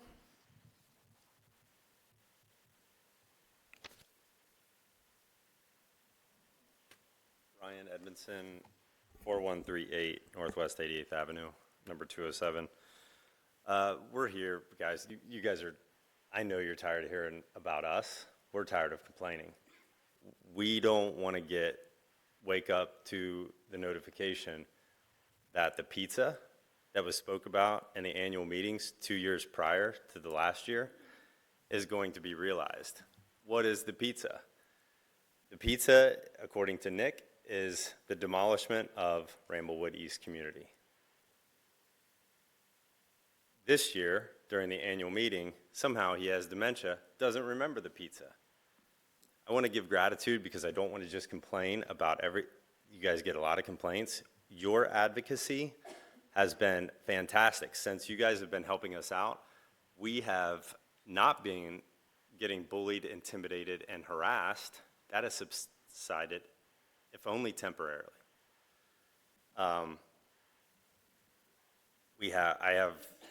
I would ask if I could have 2 minutes, 30 seconds. You didn't have 2 speakers. I don't want to be long-winded, but you guys we have cause with DBPR. Commissioner Simmons asked us to do our homework. We did do that. And there are numerous complaints with DBPR that are not being taken seriously. They are keeping the cases open in certain cases, but when they have clear evidence of the omission of a resume on the ballot, not just with the election day, they only gave 12 days. They only sent the ballots out 12 days instead of 14 days. They excluded an owner from 15 seconds. they excluded an owner from those ballots. These are hard facts. I mean, I could waste a lot more time, but our attorney who helped us, Stephen Katz, who took down the people with the corruption and the hammocks, was representing us, but now won't. And this is the final thing, because he knows that those DBPR complaints are going to go nowhere, so he won't help us. If we can get those DBPR complaints to do something, then we can get Thank you. possible receivership, and that's what we need. Thank you. Thank you. Georgia, do we have any other assigned speakers? Vice Mayor, you have no other signed speakers. Thank you, Madam Clerk. Is there anyone in the audience who wishes to speak? Welcome, Joe. Long night, let's try not to make it longer. Good evening, Joe Morera, 3275 Northwest 114th Lane. There's a couple of items on the agenda that I would like to see hopefully it gets pulled or we get a little more clarity. Under the consent item number 19, it refers to the expenditure over a 3-year period, $1.2 million on additional security. I was wondering if have there been any deficiencies that have been found, or are we looking to harden our system because we anticipate or try to prevent some future type of exposure to our current systems? The second item is under the policy formation and direction. Item 25, the professional consultation for the membraned water treatment plant. Is that a question that I have, is that a CMAR contract with that individual firm that will oversee the construction of the water plant? And also item number 27, which covers a $1.7 million expenditure of vehicle replacement. Would it be possible if staff with the request of the commission to get an idea of the number and type of vehicles that are looking to be replaced for that dollar expenditure? Thank you for your time. Thank I'll you, await the Joe. answers. Someone from staff will meet you in the back to answer those questions. The floor is now open to anyone who would like to say anything. Public comments is open. Okay, come on up to the mic.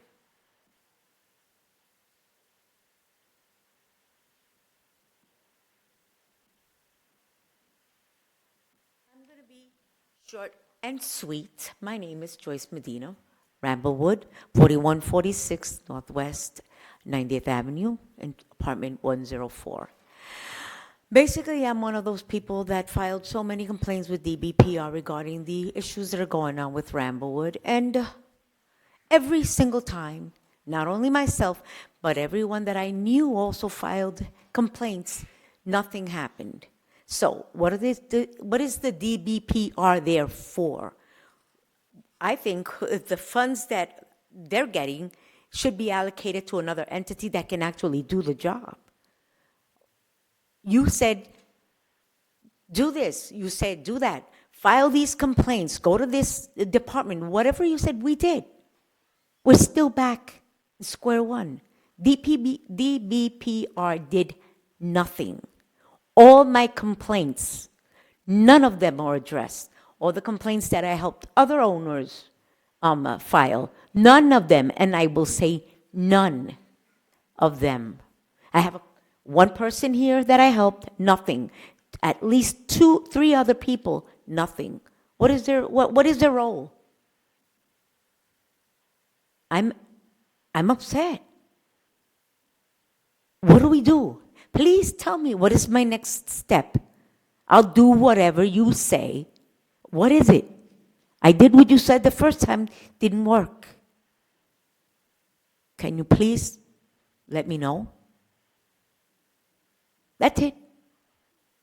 Because they're no good. That's all I got to say. Thank you very much. Thank you. Would anyone else like to make any public comments? Come on up.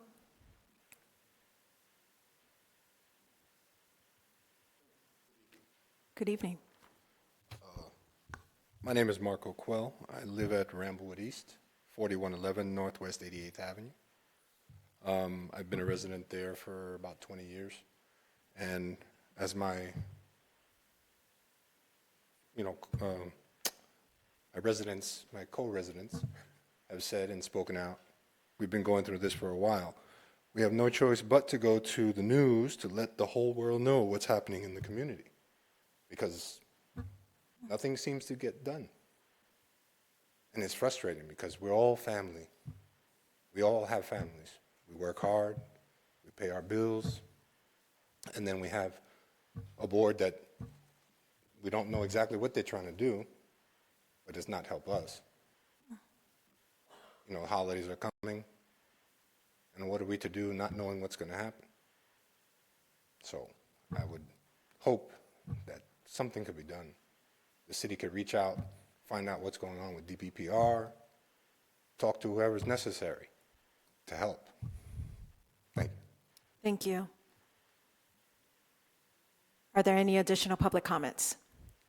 Seeing none, public comments is closed. Thank you, Madam Clerk.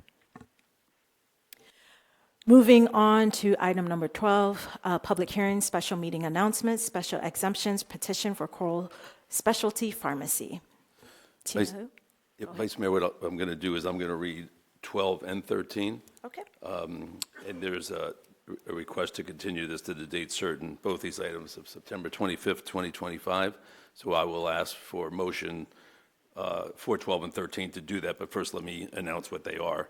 First one is a request to hold quasi-judicial hearings and public hearings to deny petitions of Abrams Law Firm on behalf of Pompano Investments, LLC, for a special exception from Section 250568, conditional uses, to allow pharmacy less than 500 feet from an existing place of worship in the Community Business B2 zoning district, located at 9837 West Sample Road, legally described as a portion of lots 6, 7, 8, and 9, Block A, Coral Springs City Center, Commercial Section 1, and authorizes the City Attorney's Office to draft orders denying SE 25-04 and SE 25-05 and adopt said orders. The second one is a conditional use petition. Request to hold a quasi-judicial hearing and public hearing to deny a petition from Abrams Law Firm on behalf of Pompano Investments, LLC, for conditional use from Section 250568, conditional uses. City Attorney? Yep. Can we pause? interrupt you? Go ahead. Yeah, so I'm going to read this, and we have to wait for the action to be taken. Thank you, though. We can read it, but he has to be here for the vote. Okay, perfect. Thank you. Thank you. So we'll continue to allow a pharmacy in the Community Business B2 zoning district located at 9837 West Sample Road, legally described as a portion of lots 6, 7, 8, and 9, Block A, Coral Springs City Center, Commercial Section 1, and authorize the City Attorney's Office to draft an order denying CA 25-01 and adopt said order. So the two requests there is to continue those to the date certain. I don't know if Ms. Jewis has anything to say other than that. What we could do, Vice Mayor, if you want, take this opportunity, I can very briefly address Ramblewood East. Yes. Okay. So, again, the frustration, and you have seen it from our commission, is palpable, and we understand that. This commission has done everything and continues to do everything, including with the local legislative bodies, to see what we can do. I can tell you that the one jurisdiction we do have is a police matter, and I've confirmed with the chief of police as recently as today that the police department has received thousands of documents, which was done through a subpoena to get those documents, and the police department is looking at those documents. So the police department has certain jurisdiction, right, over anything that could be criminal. Don't know if it is or isn't, but the police department is checking. Unfortunately, and I understand the frustration, but DPBR is just simply a jurisdictional matter that we have no jurisdiction over. There's no authority that we have over them. But this commission has continued. We will continue. The police department will continue to do what they can. I know Stephen Katz, he did everything he could, it sounds like, and he's running up against a brick wall. So whatever you guys feel necessary, whether you go to the media, that's something that you certainly have an option to do. That's not our decision. But the public stuff is closed right now. I just wanted to give you an update because you're here. And having said that, Vice Mayor, you can ask for a motion to continue items 12 and 13 to the date certain of September 25th, 2025. Thank you, City Attorney John Hearn. Is there a motion to move on for item number 12 and 13? Yes, I make a motion. It has been moved by Commissioner McHugh, Second. seconded by Commissioner Sarah. That's to continue to the date certain of September 25th, 2025. Thank you, Vice Mayor. Thank you. Is there any discussion? All those in favor, say aye. Aye. Aye. Those opposed, nay. Carries 4, and one person abstain. They're not here. Yep, 4-0. Yep. All righty. Okay, we're moving on to item 14. This is, sorry. Go ahead. Yep, thank you, Vice Mayor. This is a request to hold a public hearing and approve agreement for purchase and sale with Cornerstone Hospitality, LLC, for the property located at 3280 through 3296 University Drive. Approve the Third Amendment to Declaration of Easements and Covenants. Approve the amended and restated parking easement agreement, and authorize the appropriate city officials to execute the agreements. The funding source is approved capital budget. It's a request to hold a public hearing after the presentation from Ms. Kulik, approve and authorize. Thank you, Julie. The floor is yours. Thank you. Good evening, Vice Mayor, Commission. This item before you this evening, as City Attorney Hearn mentioned, is a public hearing and documents in order to purchase what was known as Parcel C for the Cornerstone development. Originally, this parcel was to include the hotel and retail space for the overall project, and the developer has since indicated to us he is unable to secure that development to happen, so we wanted to step in and purchase the property. There are 3 documents that are included with this item, the first being the actual purchase and sale agreement, which again requires the public hearing. The second item before you this evening is to amend the existing declaration of restricted covenants that are for the property in order to reflect the city being a portion of that ownership now, as well as to indemnify us. It also includes, the third document is to amend the existing parking agreement that will continue to allocate 70 spaces in the north parking garage for this property. That way, in the future, if we decide we want to develop it in some way, there will be parking allocated for the overall project, just as there was before for this parcel as well in the future. We're here for any questions. Is there any questions? City Attorney Hearn. So with no questions, then we'll open it up for the public. Okay. Is there anyone in the public who wishes to speak? Seeing none, public hearing is closed. Are you speaking on this item? Okay. Public hearing is closed. All right. Is there a motion to authorize execution of agreements? Move to approve. Second. It has been moved by Commissioner McHugh, seconded by Commissioner Sarah. Is there any discussion? All those in favor, say aye. Aye. Aye. Perfect. It passes 4-0. All right, moving on to item 15. This is ordinance 2025-111, an ordinance of the City Commission of the City of Coral Springs, Florida, amending 18-5.3 of the Code of Ordinances of the City of Coral Springs, entitled Prohibition of Operation of Motorized Vehicles, including but not limited to mopeds and go-peds on sidewalks or bicycle paths, providing for conflicts, providing for severability, providing for codification, providing for effective date. It's a request to hold a public hearing, approve, and set second reading. Thank you, Brad. The floor is yours. Yep. Good evening, everyone. So the changes that we're looking to make here is, as stated by the city attorney, right now that all motorized devices are not allowed on the sidewalks or pathways in the city of Coral Springs. But as we know, the e-scooters, as we'll call them, they're actually micro-mobility devices, how they're defined. More popular, gaining more popularity, especially with, youth and teenagers. So we're trying to find that balance between safety and also a little education through this change. So what will be allowed is micromobility devices, which are going to define in statute. They can't be operated on the sidewalk if they go above 15 miles an hour or have to be limited to 15 miles an hour while being operated on the sidewalk. If they exceed that threshold, or they don't qualify as a micromobility device, they have to be operated on the roadway as a bicycle or in a bike lane.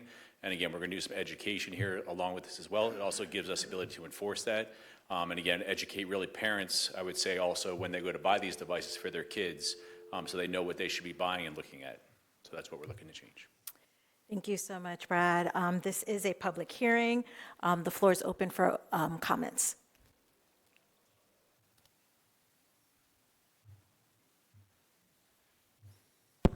Good evening, Joe Morera, 3275 Northwest 114th Lane. I brought this issue up a few months ago because of concern that I've had with a few times almost getting run over by motorized scooters on sidewalks and e-bikes. And I'm glad all the work that city staff has done in regards to trying to find a balance of trying to provide some medium for those folks to utilize the vehicle. The one concern that I continue to have is what will be the impact of a collision of someone that is about 50 or 100 pounds traveling 50 miles per hour with either a stroller, a young child, or an elderly person? I'm sure that there could be some potential injury in there. And also, it was just referred to about trying to educate who will be the party that will be enforcing if this ordinance were to be passed, to ensure that those folks that are not following the ordinance get cited or what have you. I don't know that we want to take our police officers' time to chase young adults or underage children that are mostly utilizing these vehicles to enforce that policy. And unfortunately, I'm sure you may have heard in some of the news articles that there have been fatalities in other municipalities and where e-bikes and scooters have been involved in accidents. So I'm hoping that as you deliberate through this process that although we're trying to support convenience, we certainly do not want to lament an accident that could potentially be prevented if we were to pass this ordinance. Thank you for your consideration. Thank you. Is there any additional public comments on this item? Seeing none, public comments are public hearing is closed. Is there a motion to approve first reading and set a second reading for September 15th, 2025? I move to approve.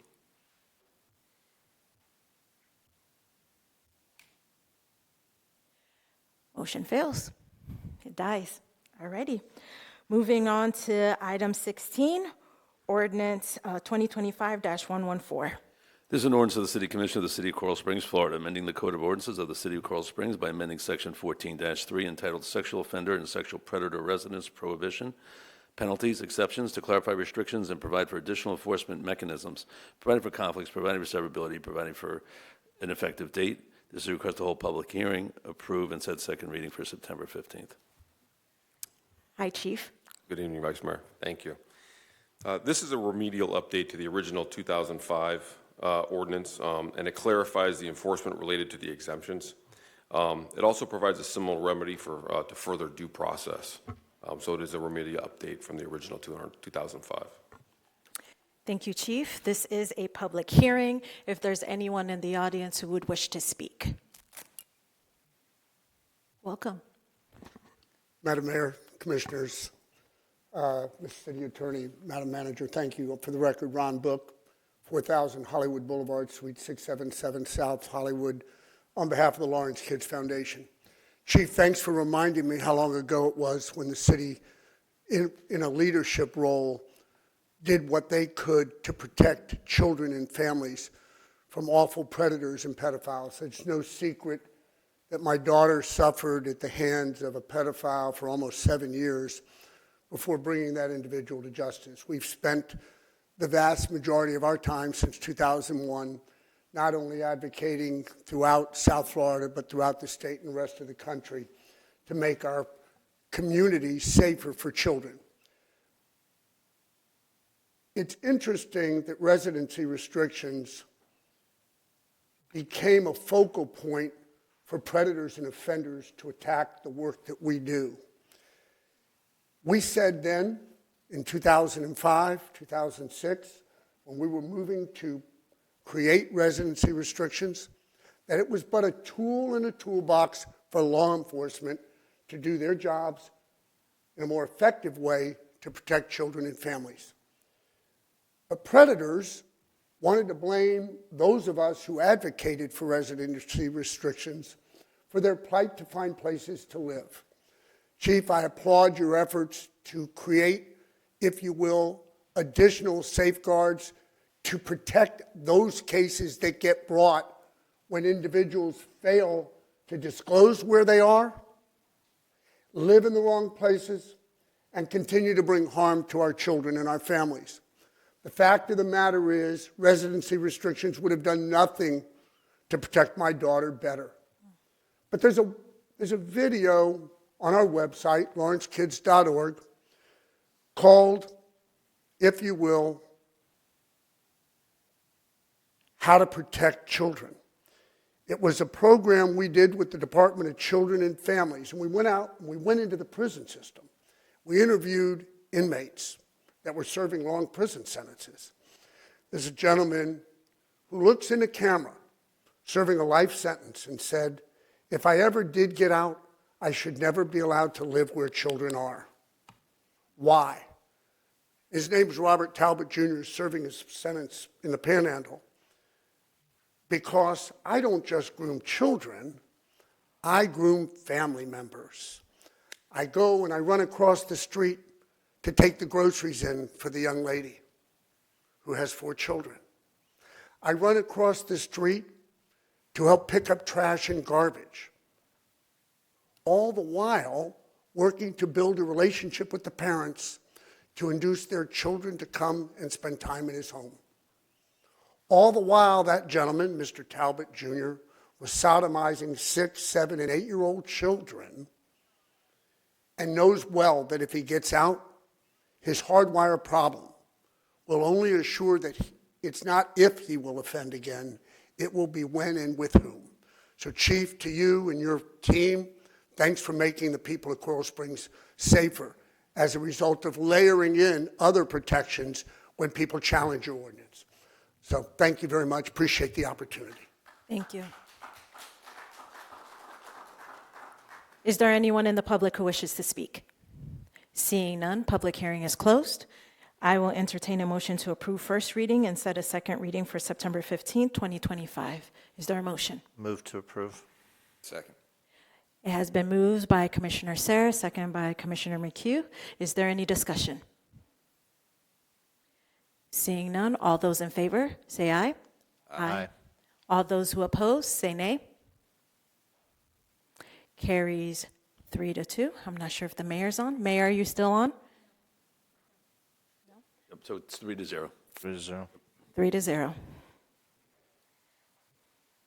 Thank you, Chief. Moving on to consent agenda. Is there any of my colleagues who would like to pull from the consent agenda? 19. All right. Anybody who would like to move the balance? I'll move it. Second.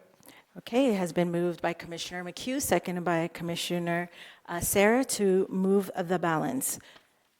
Is there any discussion? All those in favor, say aye. Aye. All those opposed? Carries 3-0. Commissioner Sarah, item number 19. City Manager Givens, during public comment, there was a concern around this item. I know that in our briefings, we had detailed conversations, conversations that I was comfortable with.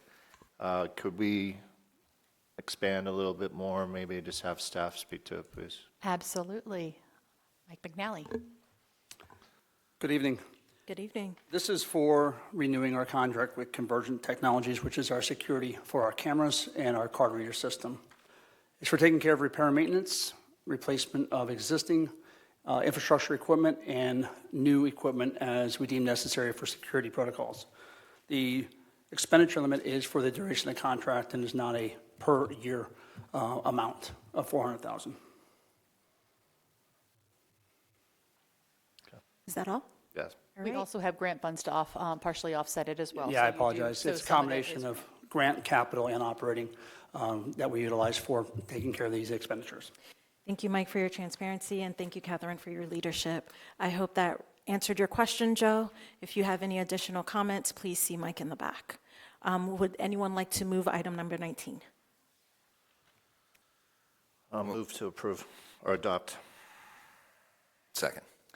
Has been moved and approved by Commissioner Sarah, seconded by Commissioner McHugh. Is there any discussion? All those in favor, say aye. Aye. All those who oppose? Carries 3-0. Right, moving on to policy formation and direction, Resolution 2025-025, Veterans Committee. Mike McNally. Good evening once again. No changes from last meeting on the resolution for the Veterans Committee. We did have a meeting after the last with the coalition, with Tony Bianco, shared our vision and goals with the sole purpose of providing additional benefits and teaming up with them for our veterans. He is in full support of it, and our goal is to get this moving forward with our first meeting to the public on October 7th. Thank you so much, Mike. Is there a motion to adopt? Move to approve. Second. Has been moved by Commissioner Sarah, seconded by Commissioner McHugh. All those in, is there any discussion? Excuse me. Commissioner Sarah. Thank you, Ms. Vice Mayor. Michael, I know we talked about this in the briefing. We've had some public speakers come with concerns about what it could look like with regards to our current Veterans Committee and what this coalition would look like. The possibly newly adopted committee versus the coalition, with some concerns about their involvement and what that would mean to the coalition, and then also around like some of our events in the past. They were led in collaboration and partnership with the city. Would there be any changes to that with this decision? The short answer is no. Collaboration is what our whole new department is doing, and the same thing with the coalition and this new Veterans Committee. We will have representation from Parks and Rec for the coalition and the Police Department for the Veterans Committee in a true effort to collaborate and make sure that we have one message and we're continuing to plan out our events. Thank you. Is there any additional discussion? Seeing none, all those in favor, say aye. Aye. All those who oppose, say nay. Carries 3-0. Thank you so much, Mike. Moving on to item 24, Naming Rights Committee recommendations, Robert Hunter.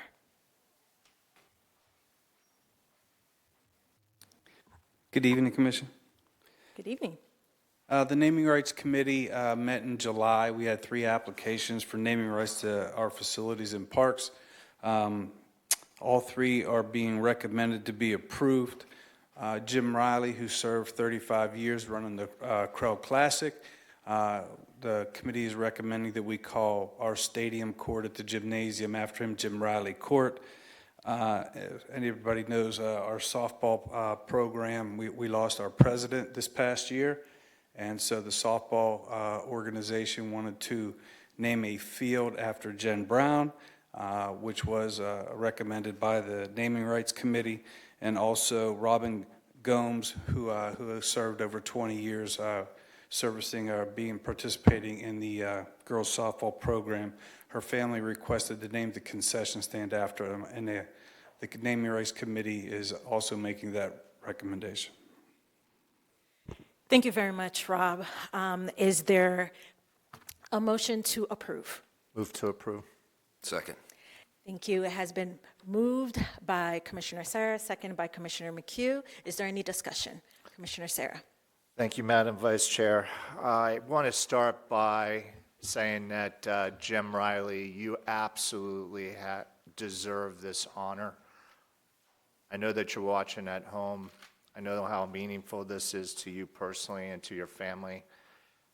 You have absolutely left a legacy for our city and created a tournament that's really second to none that still exists today because of your leadership. So I'm more than proud and humbled to be able to cast my vote in support of this. I also want to reach out to the Brown family. We had a personal relationship with them. Jennifer was an absolutely amazing leader, and our softball program would not be what it is today without her and her efforts. So to the Brown family, once again, this is our way of saying thank you to your sacrifice when Jen was out and helping other kids. And then the last one, once again, had another personal relationship. Robin Gomes was the softball booster club president when I was the principal at JP Terravella. The way she interacted with that team and the way she left a legacy within that sport. Amanda, it was great that you reached out, especially with the loss of your mom. Naming a concession stand is very small in comparison to her dash that she left with our city. So I just want to say that I'm going to be in full support of all three. I think all three families deserve this recognition, and we're very proud of the work they've done for our city and appreciate their sacrifice over the years to make us great. Thank you for your comments. Commissioner McHugh, have anything to add? I think it's wonderful that the city recognizes people who dedicated so many years of their service, and their name will go on as a legacy on a field or a building or a snack bar. I think it's awesome. Thank you. I will entertain a vote. All those in favor say aye. Aye. All those who oppose, carries 3-0. Moving on to item 25, professional consulting services for membrane water treatment plant, Chad Mirage. First and foremost, I want to say congratulations to our new Public Works Director. The floor is yours. Evening, Commission. So the first item I bring for you guys, towards you guys, is the item for professional consulting services for our membrane water treatment plant. The consulting is Hazen and Sawyer, who's with us this evening. Total contract amount is $9.9 million. I will entertain a motion to approve. Move to approve. Second. All those in favor, It has been moved and approved by Commissioner Sarah, second by Commissioner McHugh. Is there a discussion? Go ahead, Commissioner Sarah. Chad, congratulations on your new post. Well deserved. I'm super excited for you and your family, but more importantly, I'm excited for us. Tough way to start, $9.5 million ask. But we've been working on this for a long time. This is like a decade in the making. So I know how important it is for our future infrastructure. So I'm happy to cast a vote in support, but I do appreciate the detailed facts that you gave in our briefings. That really definitely helped in the decision for my vote. Thank you so much, Chad. This is something that I cared about since I came on the commission, especially upgrading our water system. It's not only important for our water quality, but it's also important for security. So I look forward to voting up on this item, and thank you for all of your hard work, and I look forward to working closely with this firm. All those in favor? Aye. Aye. All those who oppose? Carries 3-0. Thank you, Chad. Moving on to item number 26, Westchester Stormwater Drainage Improvements, Phase 2. Floor is yours. Phase 2 of our Westchester project. Phase 1 was the culvert improvement along 24th. This one is 20 outfalls that will be upsized. The contract is proposed to go Murphy Pipeline to the sum of $3.5 million. We have 2 federal grants on this, thanks to our federal lobbyist from both FDEP and EPA, $400,000 and $500,000 respectively. Thank you, Chad. I'll entertain a motion to Move to authorize. approve. Second. Has been moved and seconded. Moved by Commissioner McHugh, seconded by Commissioner Sarah. Is there any discussion? I think it's awesome. I brought it up in my briefing to you that I think it's so important that the public knows when we've received grants. And I'm glad you brought that up so the public is aware that a lot of the money came from grants. Thank you so much for that comment, Commissioner McHugh. This is something that I've been very passionate about. I know it's not the sexiest item, but we are ensuring that our community is resilient. And so when we invest in our infrastructure, we're investing in our community, and that means that we won't see flooding. So I really appreciate your tenacity on this and working closely with our lobbyists to ensure that our city remains resilient. Thank you. All those in favor? Aye. Aye. Any opposed? Carries 3-0. Moving on to item 27. It's you again, Chad. Moving on. New and replacement vehicles. Our annual ask utilizing the Florida State term contract to some $1.7 million, which is the same figure from last year. Is there a motion to award? Move to approve. Second. Has been moved and seconded. moved by Commissioner McHugh, seconded by Commissioner Sarah. Is there any discussion? Commissioner Sarah. Thank you, Madam Vice Chair. Chad, you weren't part of this conversation about 6 months ago. I did a deep dive with staff, and I want to thank Catherine for her leadership. I know that it was brought up during public comment. There's a lot that goes into replacement vehicles, and we went line by line. And there's definitely an opportunity to look at the type of vehicles and maybe cut back on the amenities, but the replacement piece is a necessary step to make sure that our staff has safe and efficient and well-produced vehicles. So I am fully in support of this item at this time, but I did, in that conversation, challenge and encourage staff to continue, now that you're our leader, to look at our replacement initiatives and really make sure that we're doing everything we can to protect every dollar, which I know you are. But I did go into that conversation with concerns, but the transparency and the dollars and the vehicle necessity matched up for me to support this item at this time. So thank you. Is there any additional discussion? All those in favor, say aye. Aye. All those who oppose, nay. Carries 3-0. Thank you, Chad. Thank you. Item number 28, architecture, engineer design for Kiwanis Park. It is late, everyone. Rob Hunter. This is not a request for revenue. This is a change of the scope of work for the Kiwanis Boardwalk and Pathways out of Kiwanis. We're just asking to change the scope of work so we can start the process of the studies for the boardwalk. This is an exciting project, and I look forward to it coming into fruition. But is there a motion to authorize? Move to approve and authorize. Second. Has been moved and seconded by Commissioner Sarah. Moved by Commissioner Sarah, seconded by Commissioner McHugh. Is there any discussion? All those in favor, say aye. Aye. Anyone opposed, say nay. Passes 3-0. Thank you so much, Rob. Item 29, Resolution 2025-027, Accessibility Advisory Group. Kathy Rule. I'm coming in strong to bring us to the finish line this evening. Woo! Good evening, Commission. Thank you.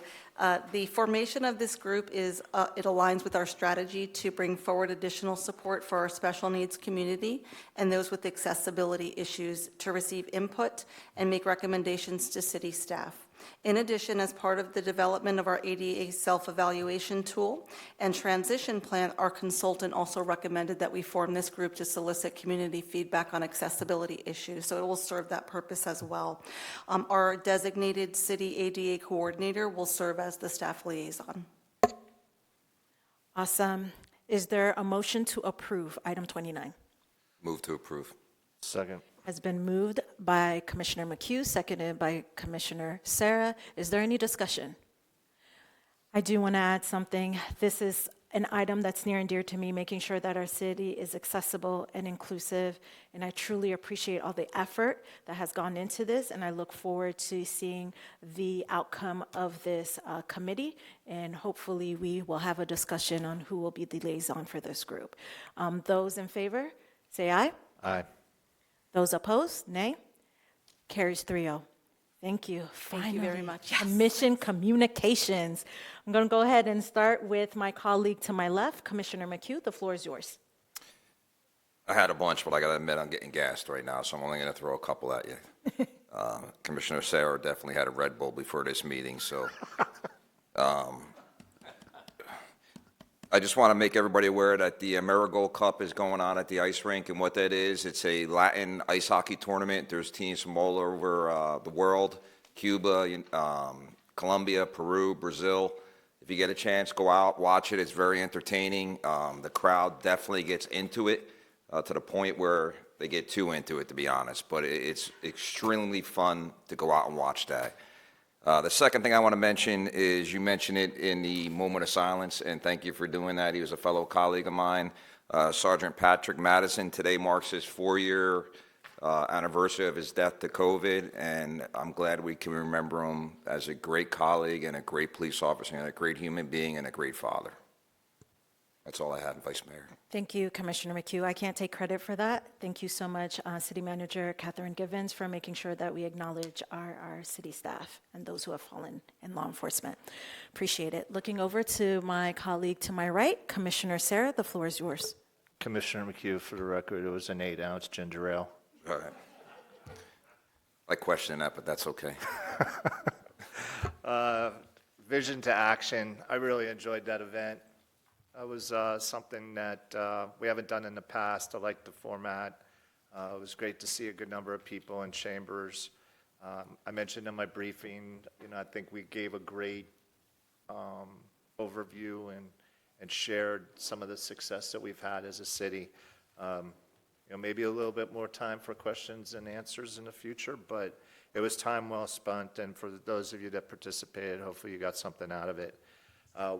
We just recently went to Orlando as a unit, to represent our city at the Florida League of Cities, and I'm sure my colleague to the left is going to mention something to this effect because she had a lot more conversations than I did, but we are actually the envy of some cities when it comes to our city staff and how you guys collaborate and work together and really try to protect and defend each other. But then also this commission, it was nice to get some of the accolades because, yes, we don't always disagree and we don't always vote the same way, but we do it with respect. And there were some commissions up there that they couldn't even walk next to each other. So I'm proud to serve for the city of Coral Springs and with this team, and I look forward to the next conference. I want to congratulate Mary Lou Ram, who just recently retired from J.P. Taravella High School. She was very instrumental in creating the Little Trojans program, which was modeled after Coral Springs High. And I'd like to say that she's quickly become one of the models in our city and in the county. And I'm proud that Coral Glades has recently adopted it. But Mary Lou left a great legacy to not only that school, but a lot of young youth over the years. And I'm looking forward to her traveling and having a great time. And a proud resident, by the way, of Coral Springs. And then lastly, I want to say to April and the team, I apologize for missing most of the youth ambassador, but I'm really recognition tonight and I guess kickoff, but very proud of what this program could be. And looking around the room, we got some great first candidates that hopefully can make tremendous change in our city, but also beyond. If you're a high school football fan, we have the best high school football showcase coming to South Florida. If you're interested in going to any games, please reach out to me. We have games being played at Dillard and Colonel Gibbons on Thursday, and then we have games being played at Dillard and St. Thomas on Friday, and then games being played at St. Thomas on Saturday. Nationally ranked teams coming in to play Broward teams, and we're looking forward to a lot of these kids going out there and showing their talents and skills and hopefully securing opportunities to play at the next level. If you ever need to get a hold of me, I can be reached on all social media outlets at Commissioner2 and my cell phone, and I'm available by cell phone for any time that you would like to meet, either over the phone or set up an appointment to meet. My number is 954-612-7114. Thank you. Thank you, Commissioner Sarah. I, too, want to thank staff for all that they continue to do for us. Looking around the room, no one's left but staff, so really, really appreciate you all making us look good. Want to give kudos to our city manager, Catherine Givens, and the team that put together Vision to Action. I keep hearing community members rave about it and really share that they learned so much. And I know we put a lot into that, especially around our strategic plan that we do every February, where we come to a room together and really map out what we want to see in the next 2 years, 5 years, 10 years. And so it's really beautiful to see things come into fruition. So again, thank you for your leadership and thank you to staff. I had the opportunity to attend the Florida League of Cities. It was a great convening. We were all able to have great conversations and really represent the city very well. I appreciate City Manager Catherine Givens for attending and having great conversations and representing us well. We got a shout out on the AI conversation. We are one of 4 cities that has an AI policy, and we are looking to share that wealth with surrounding cities. And so, again, we continue to lead not only with what we put out into our community, how we serve our community, but the policies and how we legislate. Also, we got kudos for marketing. I love to brag that our city gets Emmy Awards. I'm still waiting for mine, but that's for another day. But I am super proud to see us really share and really advertise all the great things we are doing in our city, and I will continue ensuring that we continue marketing our city in the best light. So again, thank you to our marketing team and everyone who pours into ensuring that our messaging and transparency is reached across all channels in our city. And a big shout out to our city manager's office. Want to give a special shout out to Luam and Janine. We too got kudos from them and saying how accessible and how responsive our city manager's office is, and we couldn't do all the things we can't do all the things that we do and be involved in all the things we're involved with without the communication through you and Janine. So thank you so much, Luam. Want to share some great upcoming events that is happening in our city in the next couple of days. We have the International Dinner Dance that's happening this Saturday at 7 p.m. I look forward to seeing you all there. If you have not gotten your ticket, too bad. We are sold out. Looking forward to the great food, the dancing, and really enjoying and embracing the beautiful city of Haiti. I have office hours every second and fourth Thursday of the month. Please schedule that time with Luam or Janine at 954-344-5911. I also want to remind individuals that we have a budget hearing coming up on Monday, September 15th. We have a workshop, public budget hearing, and a regular scheduled city commission meeting. I feel like it's going to be just as long as this one, so colleagues, brace yourself. If you would like to reach out to me, you can reach me via email or on all my social media channels on CS Commissioner 3, or you can send me a text at 954-254-8880. That's 954-254-8880. Congratulations to Chad Mirage as our new Public Works Director. You had a great night tonight. Looking forward to working with you and really building with you. So again, congratulations to you and your family. I do have some comments in regards to Ramblewood East. I know you addressed them, City Attorney Hearn, but is there anything outside of what you've mentioned tonight that we can do? It's unfortunate that this is happening, but is there anything within our scope to give these individuals some type of support other than directing them to different offices? Thank you. Good question, Vice Mayor. So we, and I know this commission as well, but the city manager's office, all our departments, including the police department and our office, we remain open to any and all opportunities to assist them. But as you all know here, there are state statutes and jurisdictional limitations that we simply have no control over that management company unless there's a finding of wrongful action to the point that it gets the police department involved. But I know you have all met with some of the elected officials that were even here tonight, and Dan Daly as well, and we will always look for opportunities. Stephen Katz, their attorney, I do know him, and if we can be helpful to him, we will. And you can see that their private attorney was looking for opportunities for them, and apparently, according to them, he's no longer able to do that because he has not had any success in finding a way as well. But we are not, and I know this commission isn't either, closed to any ideas that we can be helpful. And the police department right now is being very helpful, and they have received literally thousands of documents, I've been told. Thank you for that update. To our Ramblewood East residents, we will still remain vigilant. We will look for ways for us to continue advocating on your behalf. We are just as frustrated as you are, and so we will continue to do what we can do in the scope of our jurisdiction to get you the help that you need. Now we will go ahead and move on to our city manager's communication. City Manager Catherine Givens. Thank you, Vice Mayor, and thank you for opening up our meeting truly to honor the memory of our Sergeant Pat Madison. He's one of our own. We remember him as a hero and remarkable public servant serving our community through our police department. So appreciate him, and thank you very much for the police department to continue his legacy. I want to again thank Senator Tina Polsky and Representative Christine Hunchowski for their advocacy obtaining $500,000 for the Real-Time Crime Center. As I typically do every meeting, I like highlighting the grants that we do receive because it does take a lot of staff work and it takes a lot of partnerships to be able to do this. And that is something that I truly appreciate. I know it's going to enhance our public safety for our residents and the businesses in our community.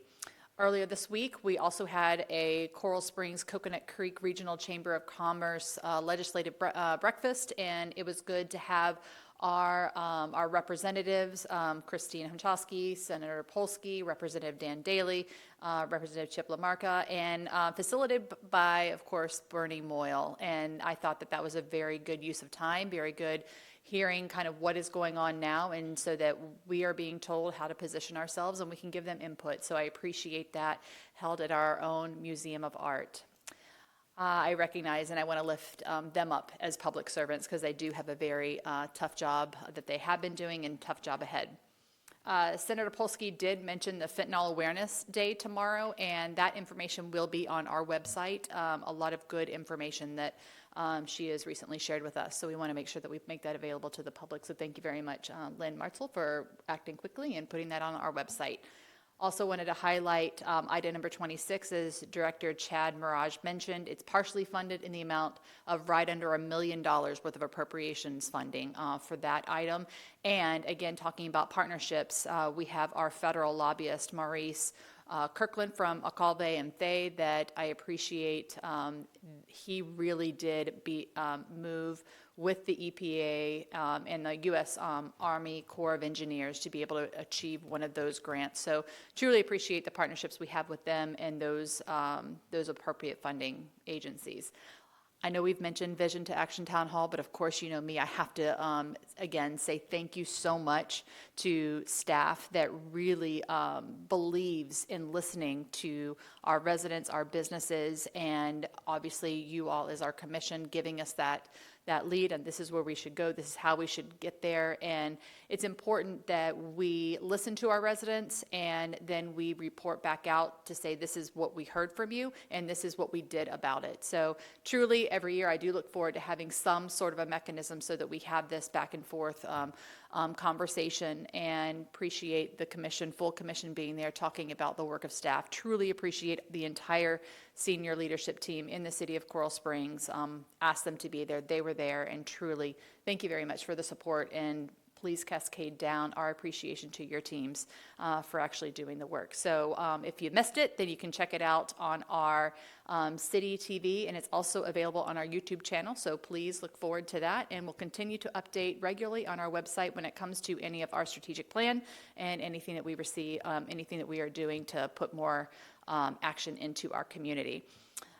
It's hard to believe that our students and educators are back to school. So again, I'm wishing everybody a successful start of the school year. And it's wonderful that April, that you do continue to bring our new principals forward, and we continue to lift them up in our community, and you're such a great leader with them and collaborator with them so that we can impact those families. So appreciate you bringing and having such a great relationships with our principals. And I wanted to remind residents that on September 11th, we will honor the lives lost on that fateful day with a ceremony in front of the 9/11 monument at our Northwest Regional Library at 8:30 in the morning.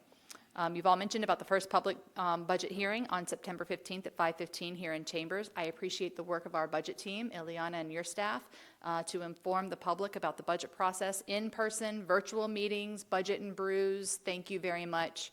And last but not least, I just really appreciate working alongside of our city attorney, John Hearn. Just thank you very much. You continue to be a beacon of light, and tonight, no different, just the continuation. I appreciate you. That concludes my comments. Thank you, City Manager Catherine Givens. Moving on to City Attorney's communication. Thank you, Vice Mayor. I have two items. One is a walk-on item because we have an opportunity that just came in this week. We have resurfaced the backside of Cypress Park where the soccer fields are. And we now have the opportunity, if we can enter into the contract, have it approved to move forward tonight, to use $65,000 in this year's budget to resurface the front of that park, and we'll get that done in a couple weeks. I'm looking at Rob, he's saying yes. So that'd be very helpful, improving that area and using this year's budget to do that. So I'm looking for a motion to approve the resurfacing of Cypress Park. Move to approve the resurfacing of the park. It's been moved and seconded by Commissioner Sarah, seconded by Commissioner McHugh. All those in favor? Aye. Those opposed? Carries 3-0. And then briefly, Vice Mayor, what I'd like to do is, there was an individual that came up, I guess a Mr. Tornincasa, okay? And so I want to just talk about, because I do not blame him for saying, well, why doesn't the city pay for a tire? It was only $247 some odd dollars. And the reason why we don't do that is we can only do that, spend the city funding, if in some way we are liable or negligent. So, yes, it's one tire, but we have, and I want to thank staff because I asked them during this meeting, so I'd have these statistics. We have about 224 miles of road. We got about 97 miles of sidewalk and roadway. We have the 49 parks, as we know. And so if we would simply pay because, hey, in this case, there's a dislodging of a sewer cover, that could be a tremendous amount in the course of a year. So what the law provides is cities do not pay for that. Cities have sovereign immunity unless they knew about this defect or should have known.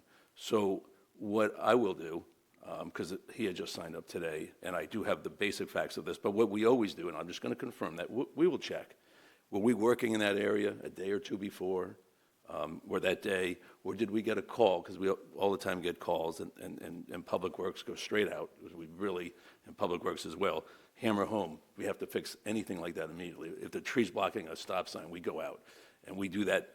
But if we didn't go out, if it was a couple hours, then that would change this. But in the end, there was a dislodged sewer cover that probably just happened. It was on Ramblewood, so there's a lot of people drive Ramblewood, but it probably just happened. And we immediately sent out people as soon as we knew, but without any notice. Again, that's why we have sovereign immunity, because we do run those parks. We have the police department. So if police, for example, cause damage, why they're going after, let's say, a code 3, we have immunity for that because we do not want police officers to say, well, I can't chase the bad guy because I might get sued or the car might get. So yes, it's a little amount of money, but we would get hundreds of these, I would tell you, and we often get a lot of them. And then the only thing for talking about Andrew Dunkiel not calling this individual back, he was told the reason we can't call you back is because your daughter is an adult. You're not an attorney. You cannot represent an adult unless you have power of attorney or an attorney. So what I'll commit, we will reach out to. We will actually reach out to Miss Victoria Tornincasa because it's her car, as I understand it, and she was driving. We will do that once I confirm what I believe is already the case, and that's why we simply can't pay for that. And so for the record and for them, it's not a commission decision, right? Obviously, it's an operational. What does the law require us to pay? If we're negligent, we're paying, and we pay several of these claims. But this is a claim that we don't because there's no indication that the city in any way would be culpably negligent. Thank you for that clarification. Does any of my colleagues have any questions, comments, or concerns? Seeing none, this meeting is adjourned at 9:40. Thank you.